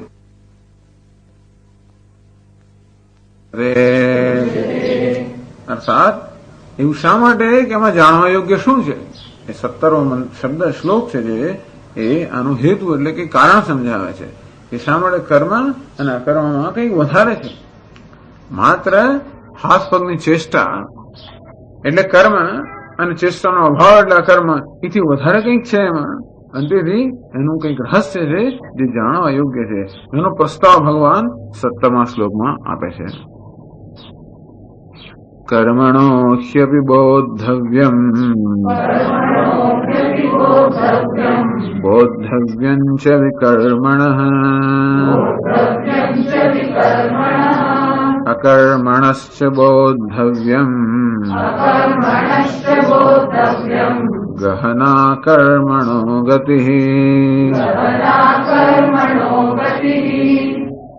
કર્મણો હિ અપી બોદ્ધવ્યમ, કારણ કે કર્મણ બોદ્ધવ્યમ અસ્તિ, કર્મ વિશે પણ બોદ્ધવ્યમ અર્થાત જાણવા યોગ્ય વસ્તુ છે. વિકર્મણશ્ચ બોદ્ધવ્યમ અસ્તિ, જેને વિકર્મ કહેવાય એના વિશે પણ બોદ્ધવ્યમ અર્થાત જ્ઞાન પ્રાપ્ત કરવા યોગ્ય વસ્તુ છે. અકર્મણશ્ચ બોદ્ધવ્યમ, જેને અકર્મ કહેવામાં આવે છે એના વિશે પણ બોદ્ધવ્યમ અસ્તિ અર્થાત એના વિશે પણ કંઈક જાણવાનું છે. શા માટે? ગહના કર્મો ગતિ, કર્મની ગતિ એ કર્મ તત્વ અત્યંત ગહન છે, અને તેથી આ વિશે કંઈક જાણવાનું અર્થાત કંઈક રહસ્ય છે. કે છે ભાષ્યમાં, કર્મણઃ શાસ્ત્રવિહિતસ્ય હિ યસ્માદ અપી અસ્તિ બોદ્ધવ્યમ ચ અસ્ત્યેવ વિકર્મણઃ પ્રતિષિદ્ધસ્ય તથા અકર્મણશ્ચ તૂષ્ણીં ભાવસ્ય બોદ્ધવ્યમસ્તિ इति त्रिष्वपि अध्याहारः कर्तव्यः.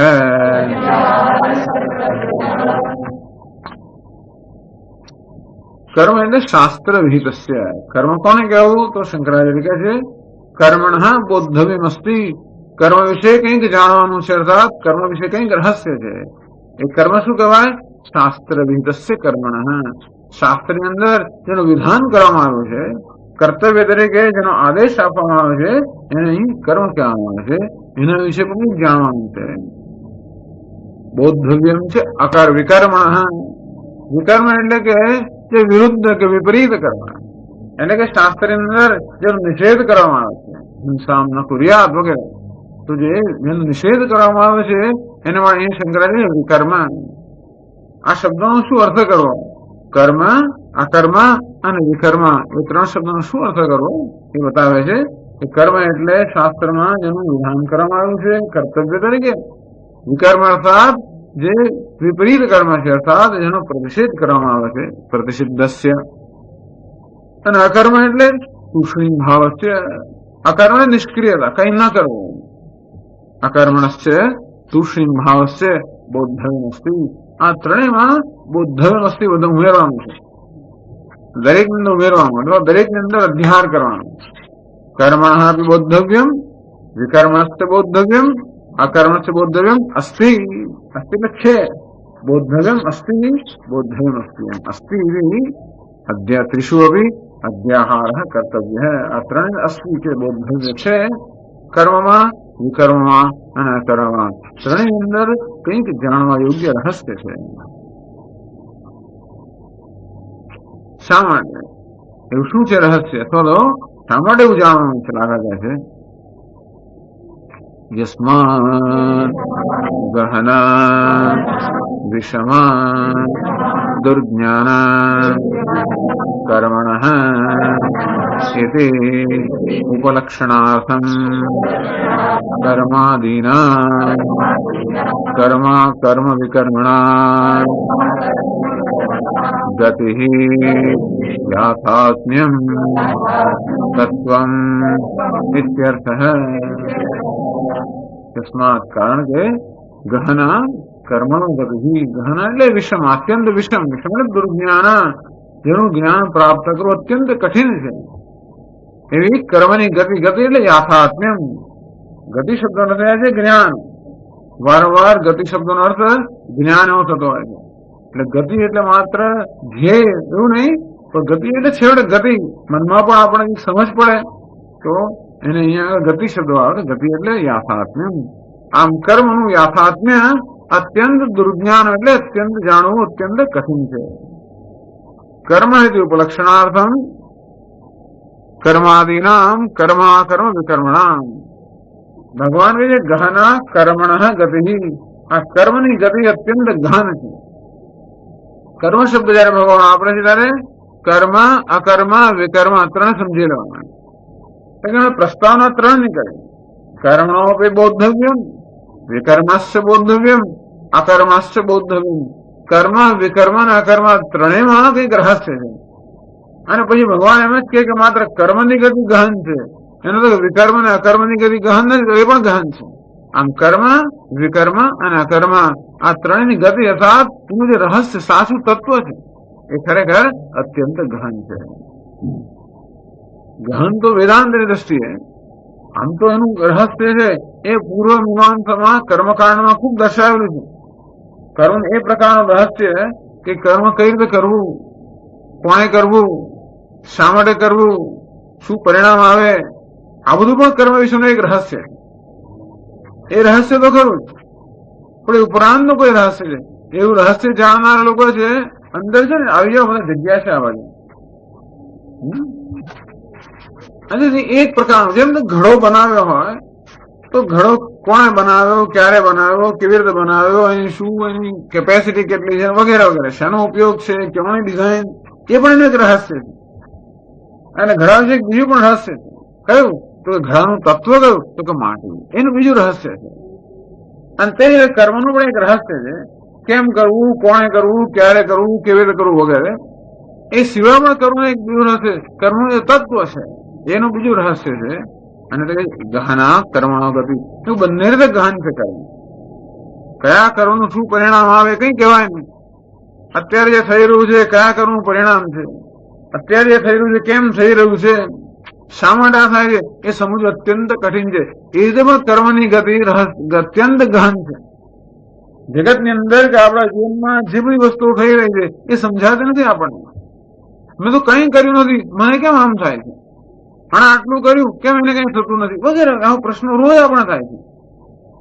અને એના એ પ્રશ્ન આપણે ખૂબ પીડાઈએ પણ છે, કારણ કે માણસ જયારે પોતાના જેવો સમજ ના પડે કે કેમ આમ થાય છે, એટલે એક પ્રકારનો અજંપો રહેવાનો જ. અને પછી આપણી શ્રદ્ધા પણ છે, ઘણું થતું હોય. એ દ્રષ્ટિ જોવા જાવ તો પણ એ રહસ્ય તો છે કે કયા કર્મનું કયું ફળ મળે, અને કર્મ આજે કરી તો ફળ ક્યારે મળે, અથવા અત્યારે જે ફળ મળી રહ્યું છે એ કયા કર્મનું મળી રહ્યું છે, આ બધું નક્કી કરવું મનુષ્ય માટે લગભગ અશક્ય છે.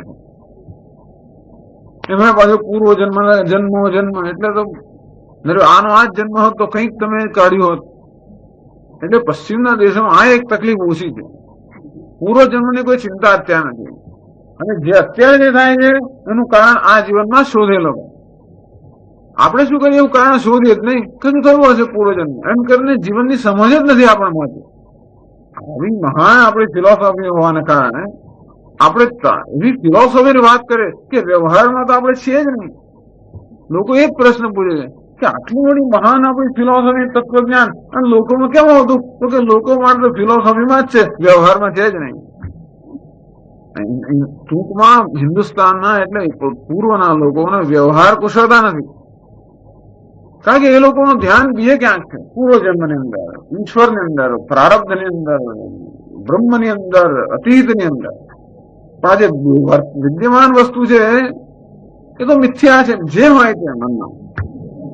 પણ એનો અર્થ એવો થયો કે ખરેખર આ વસ્તુની સમજ જ નથી, અને તેથી કેવી રીતે જીવનની સાથે કામ પાર પાડવું, આવા પ્રશ્નો જીવનમાં ઉપસ્થિત થઈને ક્યાં ઉકેલવા, આ બધી સમજ આપણને બહુ ઓછી ગૂંચવાય જ કરી છે. આપણે પેલા બહુ કુશળ લોકો એમના તરફ ધ્યાન આપ્યું છે. એ તો જે પ્રત્યક્ષ દેખાય એ જ સત્ય છે, એના માટે એને જ સમજો બરોબર. અને તેથી વ્યવહાર અને આ જગત અને આ પદાર્થ આ બધાની સમજ એમાં બહુ એ લોકો એકદમ કુશાગ્ર બુદ્ધિના લોકો.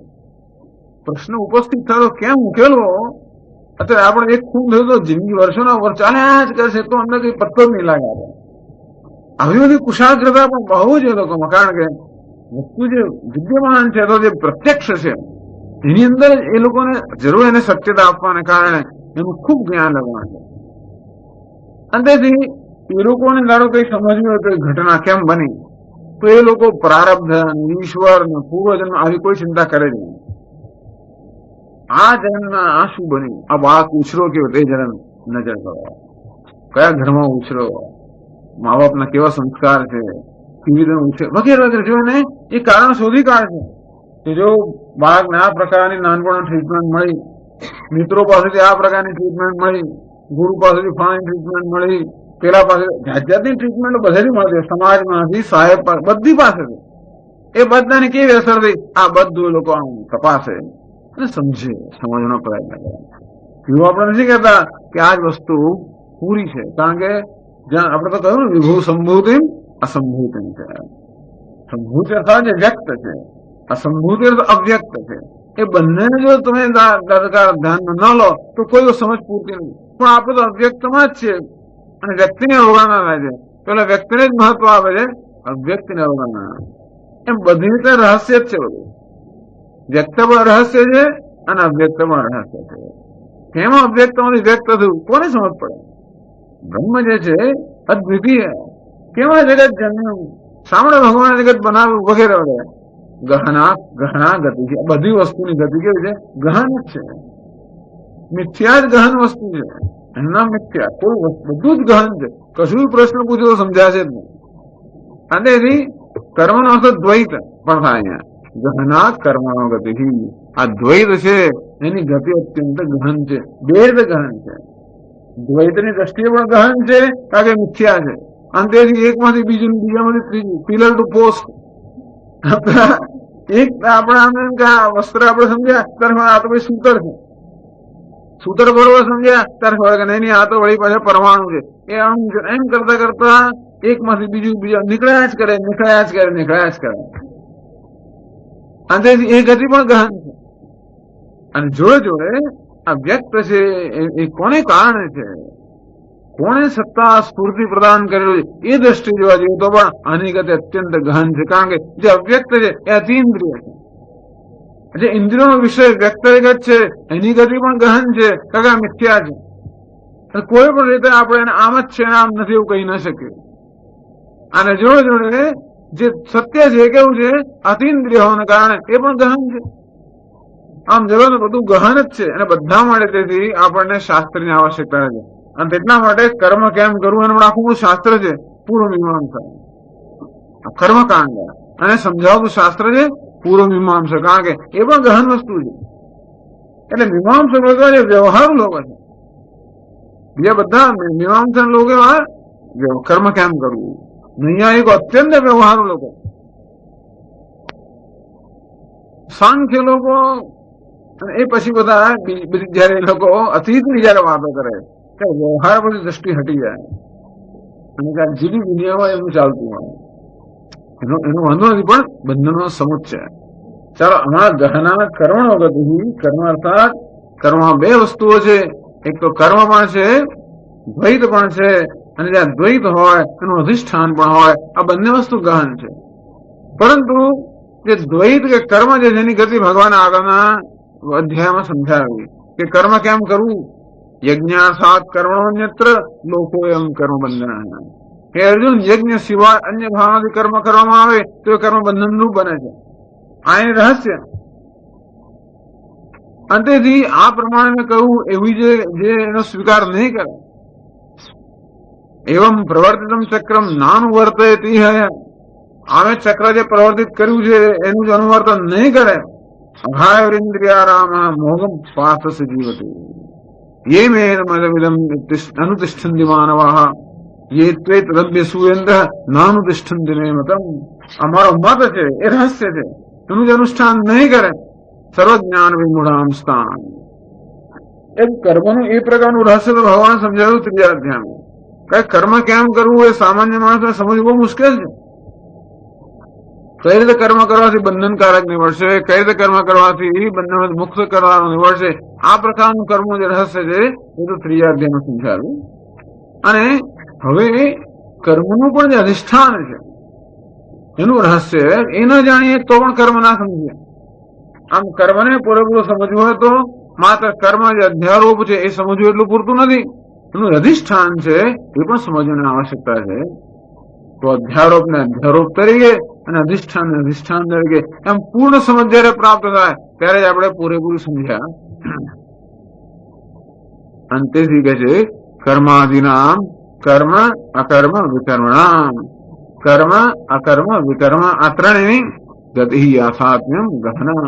એનું યાથાત્મ્ય અર્થાત રહસ્ય તત્વ છે અત્યંત ગહન છે.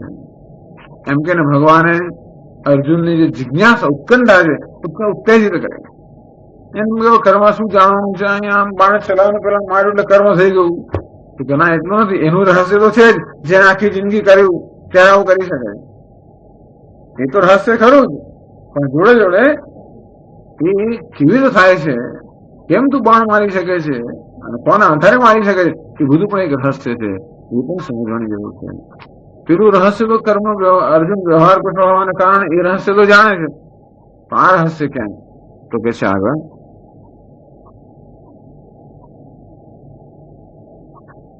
આકાંક્ષા સમજાવે છે કે કઈ આકાંક્ષાનો એના પછીના શ્લોકમાં ઉત્તર છે. કિમ પુનસ્તત્વમ કર્માદેહે યદ્બોદ્ધવ્યમ વક્ષ્યામિ ઇતિ પ્રતિજ્ઞાતમ ઉચ્યતે. કિમ પુનઃ કર્માદેહ તત્વમ. કર્માદે એટલે કર્મ વિકર્મ અકર્મ ત્રણ તત્વ છે. એ કેવું તત્વ છે? યદ બોદ્ધવ્યમ, જેનું જ્ઞાન પ્રાપ્ત કરવું જોઈએ. બોદ્ધવ્ય એટલે જે જાણવું જોઈએ, જાણવા યોગ્ય છે, જે જાણવું જ જોઈએ.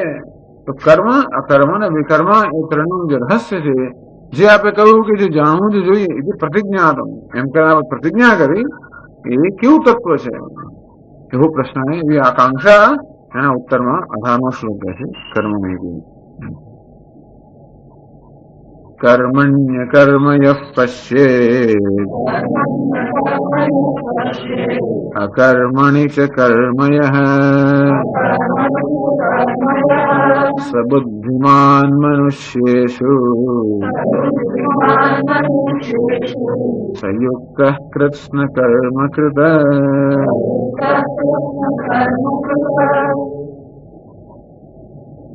કર્મણિ અકર્મયઃ પશ્યેત. કર્મમાં જ અકર્મના દર્શન કરે છે. અકર્મણિ જ કર્મયઃ. અકર્મમાં જ કર્મના દર્શન કરે છે. તો બુદ્ધિમાન, આવો બુદ્ધિમાન મનુષ્ય છે. ભગવાન કોને બુદ્ધિમાન કહે છે? કર્મમાં જ અકર્મના દર્શન કરે છે અને અકર્મમાં જ કર્મના દર્શન કરે છે. સહ મનુષ્ય બુદ્ધિમાન, એ જ ખરેખર મનુષ્યમાં બુદ્ધિમાન છે. એટલું જ નહીં, બુદ્ધિમાન એટલે ખરેખર બુદ્ધિ કે જ્ઞાની તો એ જ છે, જે આ પ્રકારના દર્શન કરે છે. અને વળી કહો સંયુક્ત, એ મહાન યોગી છે. વળી કેવો છે? કૃષ્ણ કર્મ કૃત, જેનું સર્વ કર્મ પૂરું થઈ ગયું, જેનું જે કઈ કરવાનું હોય એ સર્વ જે કરી શક્યો છે, એવો કૃતકૃત્ય મનુષ્ય છે, યોગી છે અને બુદ્ધિમાન છે, જે કર્મમાં અકર્મના દર્શન કરે છે અને અકર્મમાં કર્મના દર્શન કરે છે. તો સમજાવે છે શંકરાચાર્યજી, કર્મણિ કર્મ ક્રિયતે ઇતિ વ્યાપાર માત્રમ તસ્મિન કર્મણિ અકર્મ કર્મ અભાવમ યહ પશ્યેત. કર્મણિ, કર્મ એટલે કર્મમાં સાતમી વિભક્તિ. કર્મ કોને કહેવાય? શંકરાચાર્ય કહે ક્રિયતે ઇતિ કર્મ, જે કરવામાં આવે છે એનું નામ કર્મ. વ્યાપાર માત્ર, કોઈ પ્રકારનો વ્યાપાર, કોઈ પ્રકારની ચેષ્ટા, એનું નામ કર્મ. અહીં એવું છે કર્મ. અહીં કર્મનો અર્થ માત્ર શાસ્ત્રીય વિહિત કર્મ એવો નથી. અહીં કર્મનો અર્થ શું થાય છે? ચેષ્ટા. વ્યાપાર માત્ર ચેષ્ટા. હાથની, પગની, વાણીની આ કર્મેન્દ્રિયો જે ચેષ્ટા છે એનું નામ કર્મ. અર્થાત વિહિત કર્મ, પ્રતિષિદ્ધ કર્મ કે પછી જે કઈ હોય, તમે તો લૌકિક કર્મ, જે કોઈ કર્મ હોય જેમાં કોઈને કોઈ પ્રકારની ચેષ્ટા આવતી હોય, એને ભગવાન અહીંયા કર્મ શબ્દથી કહે છે. અર્થાત આગળ જેના માટે કર્મ અને વિકર્મ એવા શબ્દો વાપરવામાં આવ્યા, એને જ માટે ભગવાન અહીંયા કર્મ શબ્દ વાપરે છે. એટલે વ્યાપાર માત્ર, એટલે એવું નથી કે માત્ર વિહિત કર્મમાં જ કર્મના દર્શન કરે છે. આગળ કર્મનો કર્મને અર્થ શું સમજાયો? વિહિત કર્મ. પણ આ શ્લોકમાં કર્મનો અર્થ વિહિત કર્મમાં નથી, એવો પણ અર્થ કરનારા લોકો છે. પણ અહીં કેવો અર્થ છે? કર્મ માત્ર, વ્યાપાર માત્ર, કોઈ પ્રકારની ચેષ્ટા. એની અંદર જે તસ્મિન કર્મણી, એ પ્રકારના વ્યાપાર રૂપ કર્મ, વ્યાપાર એટલે વ્યાપાર, ચેષ્ટા, એવા ચેષ્ટા રૂપ કર્મમાં યહ અકર્મ, અકર્મ એટલે કર્મ અભાવ, જે આ ચેષ્ટારૂપ કે વ્યાપારરૂપ કર્મ અકર્મ કર્મ અભાવના દર્શન કરે છે. આ એક વસ્તુ. પછી આગળ કહે છે અકર્મણિ છે કર્મ અભાવે કર્તૃતંત્રત્વાત્ પ્રવૃત્તિ નિવૃત્ત્યો વસ્તુ અપ્રાપ્યૈવ હિ सर्वे एव सर्व एव क्रियाकारकादिव्यवहारः अविद्या भूमौ एव कर्म यः पश्येत् पश्यति स बुद्धिमान् मनुष्येषु।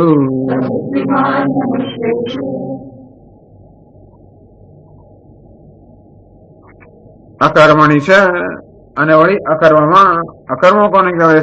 અકર્મણી એટલે કર્મ અભાવે, જ્યાં બહારથી કર્મનો અભાવ છે, જ્યાં કર્મનો અભાવ જણાય છે ત્યાં જે કર્મ પશ્ચે, તો કર્મનો જે અભાવ જણાય છે, જ્યાં નિષ્ક્રિયતા દેખાય છે, અહીંયા અકર્મ એટલે નિષ્ક્રિયતા. કોઈ પ્રકારનું કર્મ થઈ રહ્યું નથી, કોઈ પ્રકારની ચેષ્ટા કે વ્યાપાર નથી. જો કર્મ શબ્દનો અર્થ વ્યાપાર માત્ર કર્યો હોય તો અકર્મ શબ્દનો અર્થ શું? વ્યાપાર અભાવ બતાવી રહ્યું. કર્મ એટલે હાથ પગ કર્મેન્દ્રિયોની ચેષ્ટા, અકર્મ એટલે એ ચેષ્ટાનો અભાવ. આમ જ્યાં સર્વ ચેષ્ટાઓ થઈ રહી છે ત્યાં એ કર્મના અભાવના દર્શન કરે છે, અને જ્યાં આ ચેષ્ટારૂપી કર્મનો અભાવ છે ત્યાં કર્મના દર્શન કરે છે. અકર્મણી છે કર્મ અભાવે. તો કોઈ પ્રશ્ન પૂછે કે કર્મનો જે અભાવ છે, અર્થાત જે કર્મ છે જ નહીં ત્યાં કેવી રીતે કર્મનું દર્શન થાય? તો પહેલેથી શંકરાચાર્ય આપી દે છે એનું રહસ્ય અહીંયા સમજાવેલું છે. અત્યારે નહીં સરળ થાય, પછી એને સમજાવે છે, પણ કર્તૃતંત્રત્વાત પ્રવૃત્તિ નિવૃત્તિઓ, અરે શ્લોકને સમજાવી દે છે. પ્રવૃત્તિ નિવૃત્તિઓ કર્તૃતંત્રત્વાત, પ્રવૃત્તિ કરવી એ પણ કોને આધારિત છે? કર્તાના આધારિત છે. કરવું ન કરવું, કેમ કરવું એનો નિર્ણય કોણ લે છે? કર્તા. કર્મ કરનાર લે છે. બોલવું કે નહીં બોલવું કોણ નિર્ણય લે? હું નિર્ણય લે. સાંભળવું કે ન સાંભળવું કોણ નિર્ણય લે? તમે લો. બેસવું કે ના બેસવું કોણ નિર્ણય? તમારો છે. અંતેથી કર્મ કરવું એ કોનો નિર્ણય છે? પોતાનો. કર્મ ન કરવું એ નિર્ણય પણ કોનો છે? પોતાનો. અત્યારે બોલવાનો બી કર્મ ન કરવું ધારો કે એ નિર્ણય કોણ? તમારો છે. ધારો કે તમારો નિર્ણય બદલાઈ જાય તો અત્યારે ચાલુ થઈ જાય બોલવાનું. અર્થાત કર્મ પ્રવૃત્તિ અને નિવૃત્તિ, અર્થાત કોઈ ચેષ્ટા કરવી અને જો ચેષ્ટા ન કરવી, એ બંનેની અંદર જે કરનાર છે, કરતા છે, એનો સંકલ્પ રહેલો છે. એનું કારણ સમજવામાં આવશે પાછળથી, પણ વસ્તુ એવી છે કે આ દેહનો સ્વભાવ જ એવો છે કે આપોઆપ જ એમાં સ્વાભાવિક ચેષ્ટા થવાની. એમ દેહને એની જાતે જ આપણે જે કરતો હતો કે હાથ હાલ્યા કરે, પગ હાલ્યા કરે, આમ ડોલ્યા, કઈ ને કઈ થયા જ કરવાનું. દેહનો સ્વભાવ છે. મનનો પણ એવો સ્વભાવ છે તો કઈ ને કઈ પ્રકારની ચેષ્ટા થયા જ કરવાની. ત્રીજા અધ્યાયમાં એ જ કહ્યું, એક ક્ષણભર માટે પણ કોઈ પણ મનુષ્ય નિષ્ક્રિય બેસી શકે જ નહીં. અને જે માણસ નિષ્ક્રિય બેસી રહ્યું હોય એમાં તો ખૂબ માણસ સંકલ્પ જોઈએ. આમ જોવાની ઈચ્છા થાય, તેમ જોવાની ઈચ્છા, ઉભા થવાની ઈચ્છા થાય, બહાર જવાની ઘણું થાય ઈચ્છા નહીં, અને છતાં પણ આપણે નિર્ણય કરો બસ હું એક જ જગ્યાએ બેસવાનું છું. બહાર ગઈ ને તું 1 મિનિટ બેસીશ તો તને 10 રૂપિયા આપે. 1 જ મિનિટ. એટલા ચંચળ, એટલા ચંચળ. 1 જ મિનિટ. કોને કહ્યું 2 મિનિટ નહીં બોલું તો એને 100 રૂપિયા આપે. એટલે એવું ઘણી વાર હોય છે.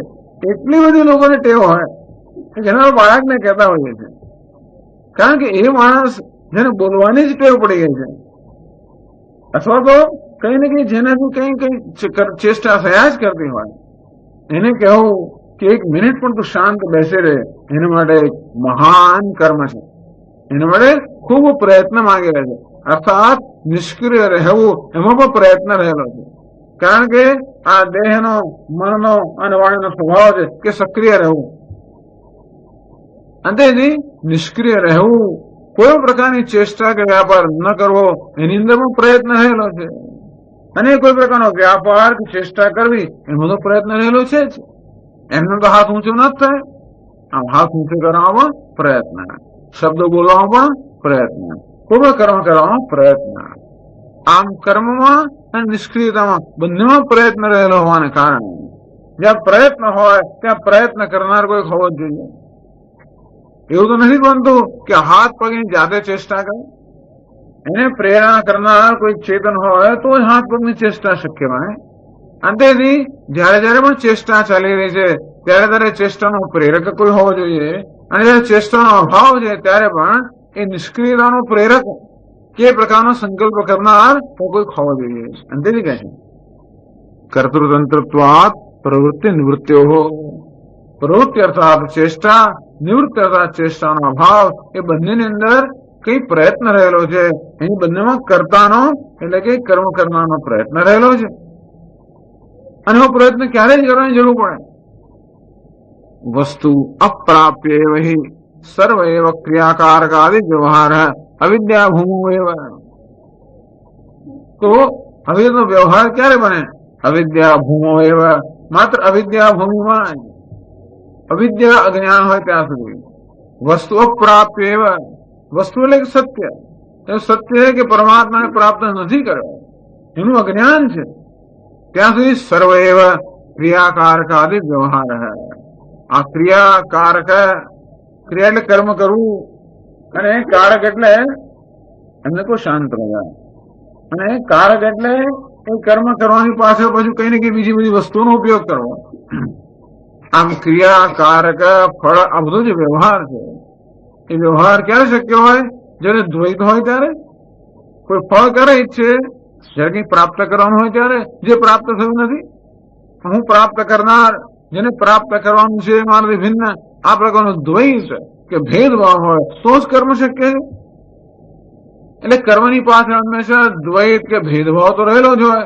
કર્મની પાછળ કર્મ કરનાર, હું અહંકાર કે હું ભિન્ન છું, વ્યક્તિ છું, અલ્પ છું, એવો ભાવ તો રહેલો જ હોય.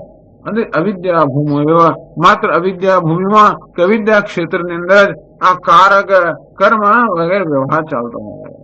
કર્મ કરનાર કોઈ હોય, કોઈની મદદથી કર્મ કરી રહ્યો હોય, કોઈ હેતુથી કર્મ કરી રહ્યો હોય, કોઈ સ્થળે કર્મ કરી રહ્યો હોય. આ બધી વસ્તુ ક્યારે શક્ય બને? ત્યારે જે હેતુ છે, કર્મ કરનાર છે, જે મેળવવાનું, આ સર્વ ભિન્ન હોય. આમ જેને માટે આ ભેદ દૃષ્ટિ સત્ય છે એ જ આ કર્મ કરી શકે. અંદરથી માણસ ચેષ્ટા કરે છે અથવા પ્રયત્નપૂર્વક ચેષ્ટા નથી કરતો. આમ ચેષ્ટા ન કરવામાં કે નિષ્ક્રિયતામાં પણ જો પ્રયત્ન રહેલો હોય, અથવા તો ચેષ્ટા કરવામાં પ્રયત્ન રહેલો હોય, આ સર્વ પ્રયત્ન અજ્ઞાનમાંથી જન્મતો હોય. પ્રયત્નની પાછળ પ્રયત્ન કરનાર હોય, પ્રયત્ન કરનારની પાછળ એવો પણ હું પ્રયત્ન કરનાર છું અભિમાન હોય, અને અભિમાન બતાવે છે કે આત્માનું યથાર્થ જ્ઞાન નથી. અંતેથી આત્માનું યથાર્થ જ્ઞાન હોય તો આ પ્રકારનો પ્રયત્ન કરનાર કોઈ ના હોય, અને પ્રયત્ન કરનાર ન હોય તો પ્રયત્ન પણ ન હોય. અને પ્રવૃત્તિ અને નિવૃત્તિ બંને પ્રયત્ન હોવાને કારણે પ્રવૃત્તિ અને નિવૃત્તિ ક્યારે શક્ય બને? જે અજ્ઞાન હોય ત્યારે. વસ્તુ અપ્રાપ્ય એવ. આત્માના વાસ્તવિક તત્વનું જો જ્ઞાન નથી ત્યાં સુધી આપણને પ્રવૃત્તિ નિવૃત્તિ વગેરે શક્ય છે. એટલે કે છે અકર્મણી છે કર્મય. જે અકર્મ અર્થાત કર્મનો અભાવ છે, ચેષ્ટાનો અભાવ છે, ત્યાં આગળ પણ આ પ્રકારના સંકલ્પ રૂપી પ્રયત્ન જે જુએ છે. તો બહારથી એમાં શાંત દેખાય છે, પણ અંદરથી પ્રયત્ન કરી રહ્યા છે. શેનો? હાથ પગને બરોબર એના પર સંયમ રાખી રહ્યો છે, વાણી પર સંયમ રાખી રહ્યો છે. બોલવાનું કઈ બહુ ઈચ્છા, સંયમ. કરવાની ઈચ્છા થાય, સંયમ. આમ સંયમ રૂપી પ્રયત્ન રહેલો છે, અને તેથી એમાં પણ કર્મ રહેલું છે. એવું જે જુએ છે એ જાણે છે કર્મનું રહસ્ય. આમ જયારે કર્મ થઈ રહ્યું છે ત્યારે જે અકર્મના, કર્મ અભાવના આત્માના દર્શન કરે છે. અને જ્યાં બહારથી નિષ્ક્રિયતા છે ત્યાં આંતરિક કર્મ ચાલી રહ્યું છે કે હું કર્મ નથી કરતો એ પ્રકારનો સંકલ્પ જ્યાં થઈ રહ્યો છે, એવું હું કર્મ નથી કરતો એ પ્રકારનું કર્મ જે કરી રહ્યો છે. તો ધીરે ધીરે અકર્મમાં, નિષ્ક્રિયતામાં, કર્મના ભાવની અંદર પણ આ પ્રકારનું કર્મને દર્શન કરે છે, અને કર્મની અંદર અકર્મ આત્મા છે એના જ દર્શન કરે છે. સબુદ્ધિમાન મનુષ્ય શું? મનુષ્યમાં આ એક જ બુદ્ધિમાન મનુષ્ય છે. કોઈ કે આવું વળી વિપરીત દર્શન કરનાર વળી બુદ્ધિમાન ક્યાં છે? તો કે છે આગળ કહે છે સંયુક્ત યોગી કૃષ્ણ કર્મ કૃત સમસ્ત કર્મ કૃત્ય સહ ઇતિ સ્તુયતે કર્મા કર્મણો ઇતરેતરદર્શી.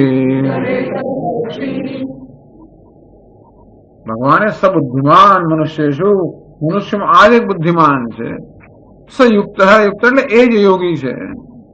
કૃષ્ણ કર્મકૃત, સમસ્ત કૃષ્ણ સમસ્ત કર્મકૃત, જીવનમાં જે કંઈ કરવાનું છે એ સર્વ જેને કરી દીધું છે એવી જાતનો બુદ્ધિમાન યોગી અને કૃતકૃત્ય મનુષ્ય છે.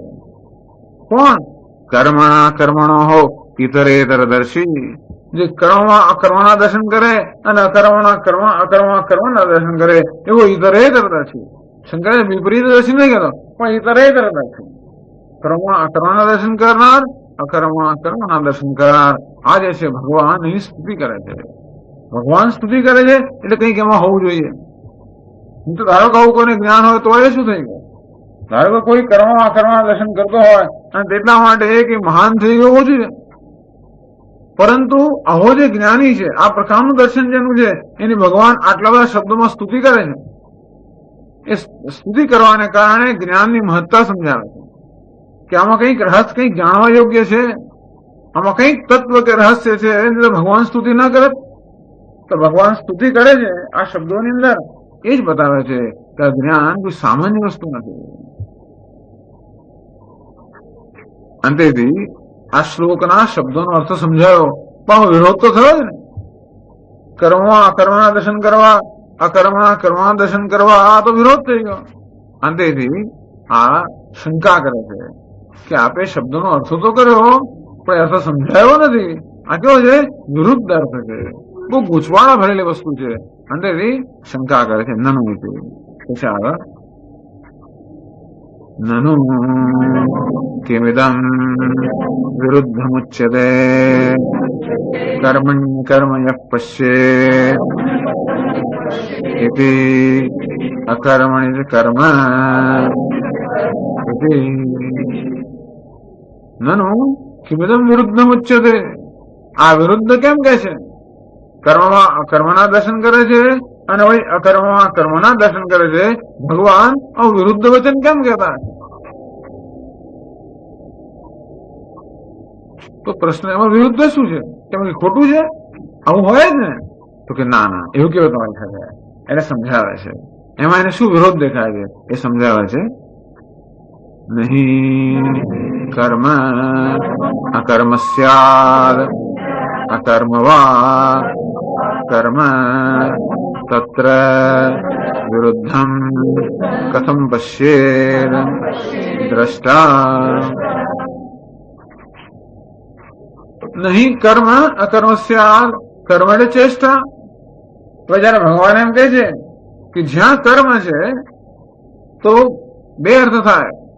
કર્મણી એ શબ્દના કર્મમાં, કર્મમાં એટલે કર્મ વિષયમાં અથવા કર્મ અધિકરણમાં. એટલે કે કર્મણી અકર્મ એક પશ્ચેદ એટલે જ્યાં કર્મ છે એ કર્મને અકર્મ તરીકે જુએ છે, એવો એક અર્થ થાય. જ્યાં અકર્મ છે એને કર્મ તરીકે જુએ છે. આવું કેવું તો થાય? જ્યાં ખરેખર ચેષ્ટારૂપી કર્મ થઈ રહ્યું હોય તો જ્ઞાની પુરુષ ત્યાં ચેષ્ટાનો અભાવ જોઈએ, એવું છે એનો અર્થ.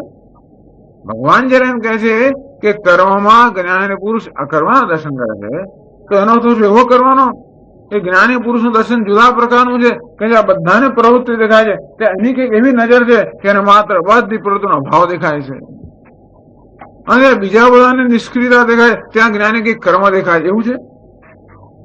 ગોપીઓને પાંદડે પાંદડે કૃષ્ણના દર્શન, એટલે આપણે પાંદડું દેખાય ને કૃષ્ણ દેખાય, એવું છે? શું છે? તેથી કહે છે નહીં કર્મ અકર્મ સ્યાદ. એટલે એવું થઈ જાય છે કે જ્ઞાની પુરુષ માટે જે કર્મ છે એને માટે શાંત થઈ જાય છે, અને તેથી એની દ્રષ્ટિમાં કઈક એવું પરિવર્તન થાય છે કે આ જે બધી આમ જે ચેષ્ટા ચાલી રહી છે ત્યાં જ્ઞાની પુરુષ નિષ્ક્રિયતાના દર્શન કરે છે. આ કર્મ છે કર્મ સ્યાદ, અને જ્યાં કોઈ પ્રકારનું કર્મ કે ચેષ્ટા નથી ત્યાં જ્ઞાની પુરુષની દ્રષ્ટિમાં અનેક પ્રકારની ચેષ્ટા દેખાય છે. આવી જાતનું દર્શન ભગવાન કહે છે. આ તો વિરુદ્ધ દર્શન થયું.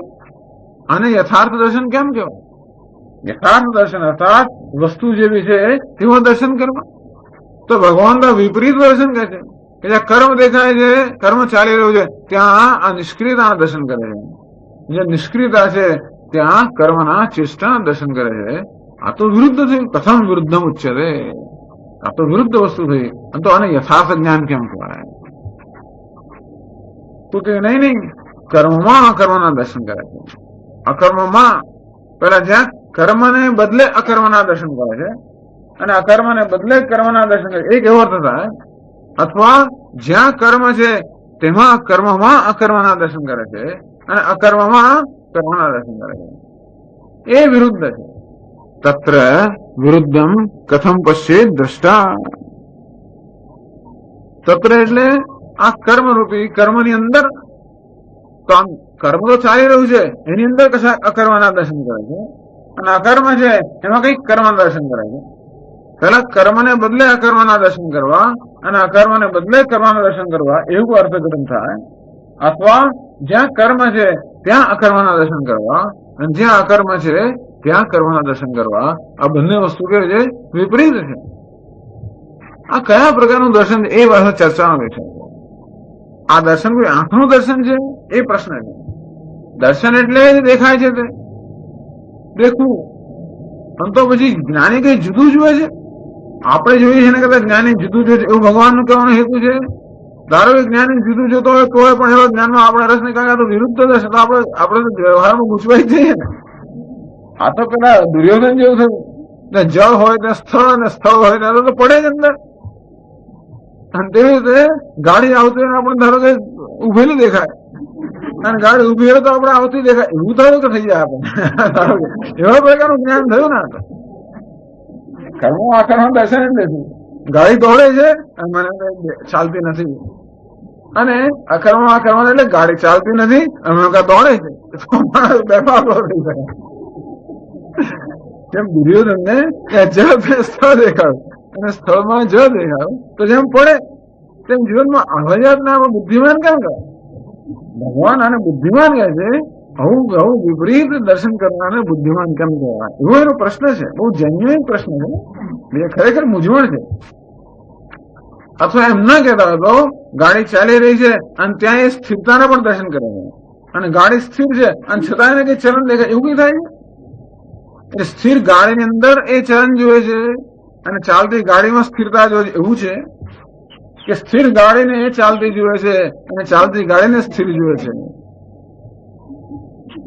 થોડોક ભેદ છે. વિષય સપ્તમી, અધિકરણ સપ્તમી. કારણ કે સપ્તમી સાતમી વિભક્તિ કર્મણી સાતમી વિભક્તિ છે. સાતમી વિભક્તિના બે અર્થો થઈ શકે એટલે પૂછે છે. આ સમજ્યા ને? ગાડી ચાલે છે એ ચાલતી ગાડીને સ્થિર જોયું અને સ્થિર ગાડીને ચાલતી જોયું નામ વિષય સપ્તમી. અને ગાડી ચાલી રહી છે એમાં કઈક સ્થિરતાના દર્શન કરવા અને ગાડી સ્થિર છે એમાં કઈક ચલનના દર્શન કરવા એ અધિકરણ સપ્તમી. આ બંને વસ્તુ વિરુદ્ધ છે. કારણ કે જ્યાં ગતિનો અભાવ છે ત્યાં ગતિનું દર્શન કેમ થાય? અને જ્યાં ગતિ છે ત્યાં અભાવનું દર્શન કેમ થાય?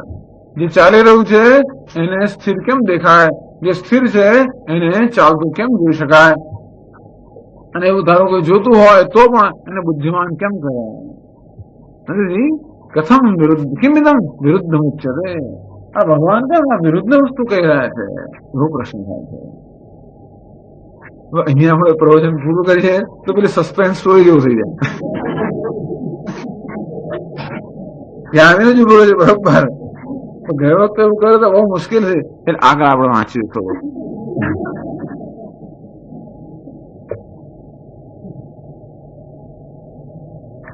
જવાબ આવે છે નનુ અકર્મ એવ પરમાર્થતઃ સત કર્મવત અવભાસતે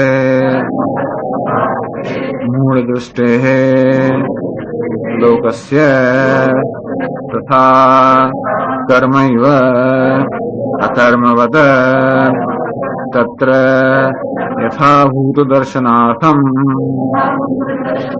આહ ભગવાન કર્મણ્ય કર્મય પશ્યેત ઇત્યાદિ અતઃ ન વિરુદ્ધમ.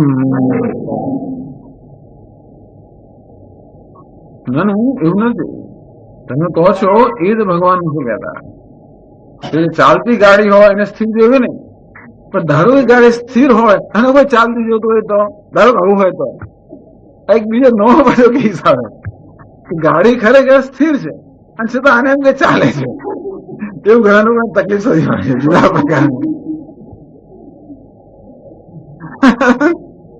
ખરેખર ગાડી સ્થિર હોય અને છતાં કોઈ ચાલતી જોતું હોય તો એને કેવું પડે કે જે સ્થિર, જે ચાલતું દેખાય છે એ સ્થિર છે.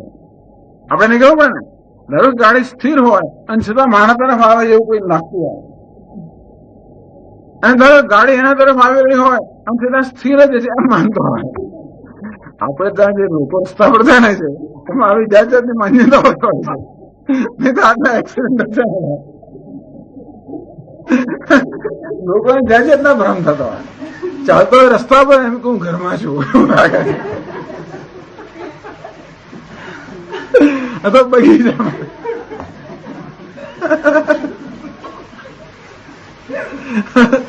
તેમાં મ્યુનિસિપાલિટી બગીચામાં નહીં.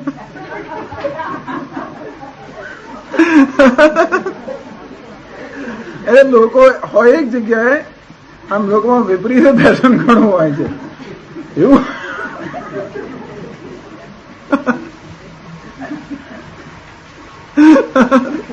તો રિક્ષાવાળા તો હંમેશા જ્ઞાન આપતા હોય છે પોતાને. રિક્ષાવાળા સતત પ્રવચન આપતા હોય છે લોકોને, એ આ પ્રકારનું હોય છે. ઘણા મોટર કાર ચલાવતા પ્રવચન આપ્યા કરતા હોય છે, એ આ પ્રકારનું પ્રવચન હોય, કારણ કે માણસને દેખાતું ના હોય વગેરે વગેરે. એટલે ભગવાન કહે છે નાનું અકર્મ એવા પરમાણુ સત. પરમાણુ વાસ્તવમાં જે અકર્મ છે, સમજાય કોણ અકર્મ છે? કે આત્મા વાસ્તવમાં અકર્મ અર્થાત કર્મ રહિત છે, અકર્તા છે. કર્મોત અવભાસતે મૂળ દુષ્ટે. હજી જેમ વાસ્તવમાં હોય શુક્તિકા, અને છતાં પણ મૂળ દૃષ્ટિએ દેખાય આ રજત છે. અંતો પછી એને કહેવું પડે કે જ્યાં રજત છે ત્યાં જે શુક્તિકાના દર્શન કરે છે એ ખરેખર જ્ઞાની છે. એવું નથી કે રજતને બદલે શુક્તિકાના દર્શન કરે છે, એવું પણ નથી કે રજતમાં શુક્તિકાના દર્શન કરે છે, પરંતુ રજત મિથ્યા છે અને ત્યાં શુક્તિકા જે સત્ય છે એના દર્શન કરે છે. અભિજતમાં દર્શન છે. રજતમાં શુક્તિકાના દર્શન કેમ થાય? રજતને બદલે શુક્તિકાના દર્શન પણ ન થાય, પરંતુ જેને રજત માનવામાં આવે છે એ વાસ્તવમાં શુક્તિકા છે, એ પ્રકારના દર્શન કરે એ ખરેખર બુદ્ધિમાન છે. અને તે રીતે દરેક મનુષ્ય માને છે કે હું કર્મ કરી રહ્યો છું. કોણ કર્મ કરે છે? તો કે હું. અંદર કર્તૃત્વનો આરોપ ક્યાં થાય છે? આત્મામાં. આત્મા જે વાસ્તવમાં અકર્તા છે, કર્મ રહિત છે, નિષ્ક્રિય છે, નિર્વિકાર છે, એમાં સતત કર્મનો આરોપ થતો હોય છે. અને મનુષ્ય માને છે મૂળ દૃષ્ટ્યા લોકસ્ય મૂળ દૃષ્ટિ હે, જેની દ્રષ્ટિ મૂળ છે. મૂળ અર્થાત અવિવેક. હવે એટલે અહીંયા અધ્યારોપ વસ્તુ છે, પરસ્પર અધ્યારોપ. એકના ગુણોનો બીજા પર આરોપ કરો અને બીજાના ગુણોનો એક પર આરોપ કરો. આમ જે શુક્તિકા છે ત્યાં રજતના દર્શનમાં બધો આરોપ રહેલો જ છે. શુક્તિકા જે છે ખાલી છીપોલી છે, ત્યાં રજતનો આરોપ થાય, કારણ કે એની અંદર ચળકાટ છે. એ ચળકાટ કોનો છે? છીપોલીનો છે. ત્યાં આરોપ શું કરે છે? રજતનો. અને રજતનો આરોપ પણ છીપોલીમાં કરે છે. છીપોલીમાં કોઈ પ્રકારની કિંમત નથી, મૂલ્ય નથી, અને છતાં એને મૂલ્યવાન ગણે છે. આમ રજતના જે મૂલ્ય છે એનો આરોપ છીપોલી પર થયો, અને છીપોલીમાં જે ચળકાટ છે એનો આરોપ રજત પર થયો. આમ કરીને પરસ્પર અધ્યાસ. અંતે અહીં પણ પરસ્પર અધ્યાસ થાય છે કે જે પરમાર્થ કર્મ કર્મ સત. વાસ્તવમાં જે કર્મ જે છે અકર્મ કર્મવત અકર્મ વસત. વાસ્તવમાં અકર્મ છે અર્થાત જે નિર્વિકાર છે ત્યાં આગળ મૂળ દુષ્ટ હે લોકસ્ય કર્મવત અવભાસતે. એ જ આત્મા જે અકર્તા છે એ લોકો એને કર્મવત, લોકોને કર્તા તરીકે જુએ છે. આમ કર્તૃત્વ જે ક્યાં રહેલું છે? ઉપાધિમાં રહેલું છે. એનો અધ્યારોપ ક્યાં કરે છે? આત્મા પર. એને કહે છે મૂળ દૃષ્ટિ, મૂળ અવિવેક. અવિવેકનો અર્થ છે અધ્યાસ. અધ્યાસને કારણે, અવિવેકને કારણે આ દેહની અંદર, મનની અંદર જે ચેષ્ટાઓ છે, જે કર્મ છે એનો આરોપ આત્મા પર કરવામાં આવે છે. તથા કર્મૈવ અકર્મવત પરસ્પર અધ્યારોપ. અને વળી અકર્મ ક્યાં છે? અકર્મ તો કર્મનો અભાવ ક્યાં છે? આત્મામાં છે. અને છતાં પણ લોકો આ દેહમાં બુદ્ધિની ચેષ્ટા ન થતી હોય, આ દેહ શાંત છે કે મન શાંત હોય તો કોઈ શું કહે છે? કર્મ નથી કરતો. આમ વાસ્તવમાં કર્મ ન કરવું, અકર્મ ક્યાં રહેલું છે? આત્મામાં રહેલું છે. એનો આરોપ લોકો ક્યાં કરે છે? આ દેહ પર. આમ પરસ્પર અધ્યારોપ થતો હોય છે. અને તેને કારણે ભગવાન એમ નથી કહેતા કે જ્યાં એક છે ત્યાં બીજું જુઓ, અથવા જે એક છે તેને બીજું જુઓ. આમ જે એક છે એને બીજું એનું નામ વિષય, જ્યાં એક છે ત્યાં બીજું એનું નામ અધિકરણ. ભગવાન એવું નથી કહેતા. ભગવાન કહે છે એકને જે બીજી રીતે જોઈ રહ્યો છે તેને યોગ્ય રીતે જુઓ, અને બીજાને જે આ રીતે જોઈ રહ્યો છે તેને પણ યોગ્ય રીતે જોવું. અને તેથી આપણે જે વિપરીત દર્શન કે વિરુદ્ધ દર્શન, ઇતરેતર દર્શન છે એ વાસ્તવમાં વાસ્તવિક દર્શન છે, કે યથાર્થ દર્શન છે. તથા કર્મ એવા અકર્મવત અવભાસતે મૂળ દૃષ્ટે હે. વાસ્તવમાં કર્મ છે અર્થાત અહંકાર, હું કર્મ કરે એ પ્રકારનો સંકલ્પ એ મૂળ દૃષ્ટિને અકર્મ લાગે છે. તત્ર આવું હોવાને કારણે યથાભૂત દર્શનાર્થમ આહ ભગવાન. તેથી યથાભૂત દર્શન થઈ શકે એ માટે ભગવાને કહ્યું કર્મણી અકર્મ યહ પશ્યેદ ઇત્યાદિ, કે કર્મમાં જે અકર્મના દર્શન. ભગવાન આવું કહે છે જે ભલે આમ વિરુદ્ધ વચન હોય એમ દેખાય છે, પણ ખરેખર વિરુદ્ધ વસ્તુ ક્યાં રહી છે? આપણા વ્યવહારમાં. આમ આપણી દ્રષ્ટિમાં વ્યવહાર કરે, આપણી દ્રષ્ટિમાં આવો વિપરીતતા રહેલી હોવાને કારણે એ વિપરીતતામાંથી મુક્ત કરવા માટે ભગવાન આ જાણે કે વિપરીત શબ્દોમાં ઉપદેશ આપે છે. અધ્યારોપ અને અપવાદ. અધ્યારોપ થયેલો છે અને ભગવાન અપવાદ કરવાનું કહે છે. અધ્યારોપનો અનુવાદ કરીને ભગવાન અપવાદ કરવાનું કહે છે. એમ જ કહ્યું હોત જે અકર્મના દર્શન કરે છે તે બુદ્ધિમાન છે તો એટલું પૂરતું નથી. અકર્મના દર્શન ક્યાંક બીજે પણ કરતો હોય. બુદ્ધિમાન કોણ? જેને લોકો કર્મ માને છે, જ્યાં લોકો કર્તૃત્વના દર્શન કરે છે ત્યાં જે બુદ્ધિમાન મનુષ્ય છે એ અકર્તા આત્માના દર્શન કરે છે. અર્થાત બુદ્ધિમાન મનુષ્ય જાણે છે કે આત્મા વાસ્તવમાં અકર્તા છે, આ કર્તૃત્વ જે છે એ મિથ્યા છે, અધ્યારોપિત છે. અને વળી જ્યાં અકર્મના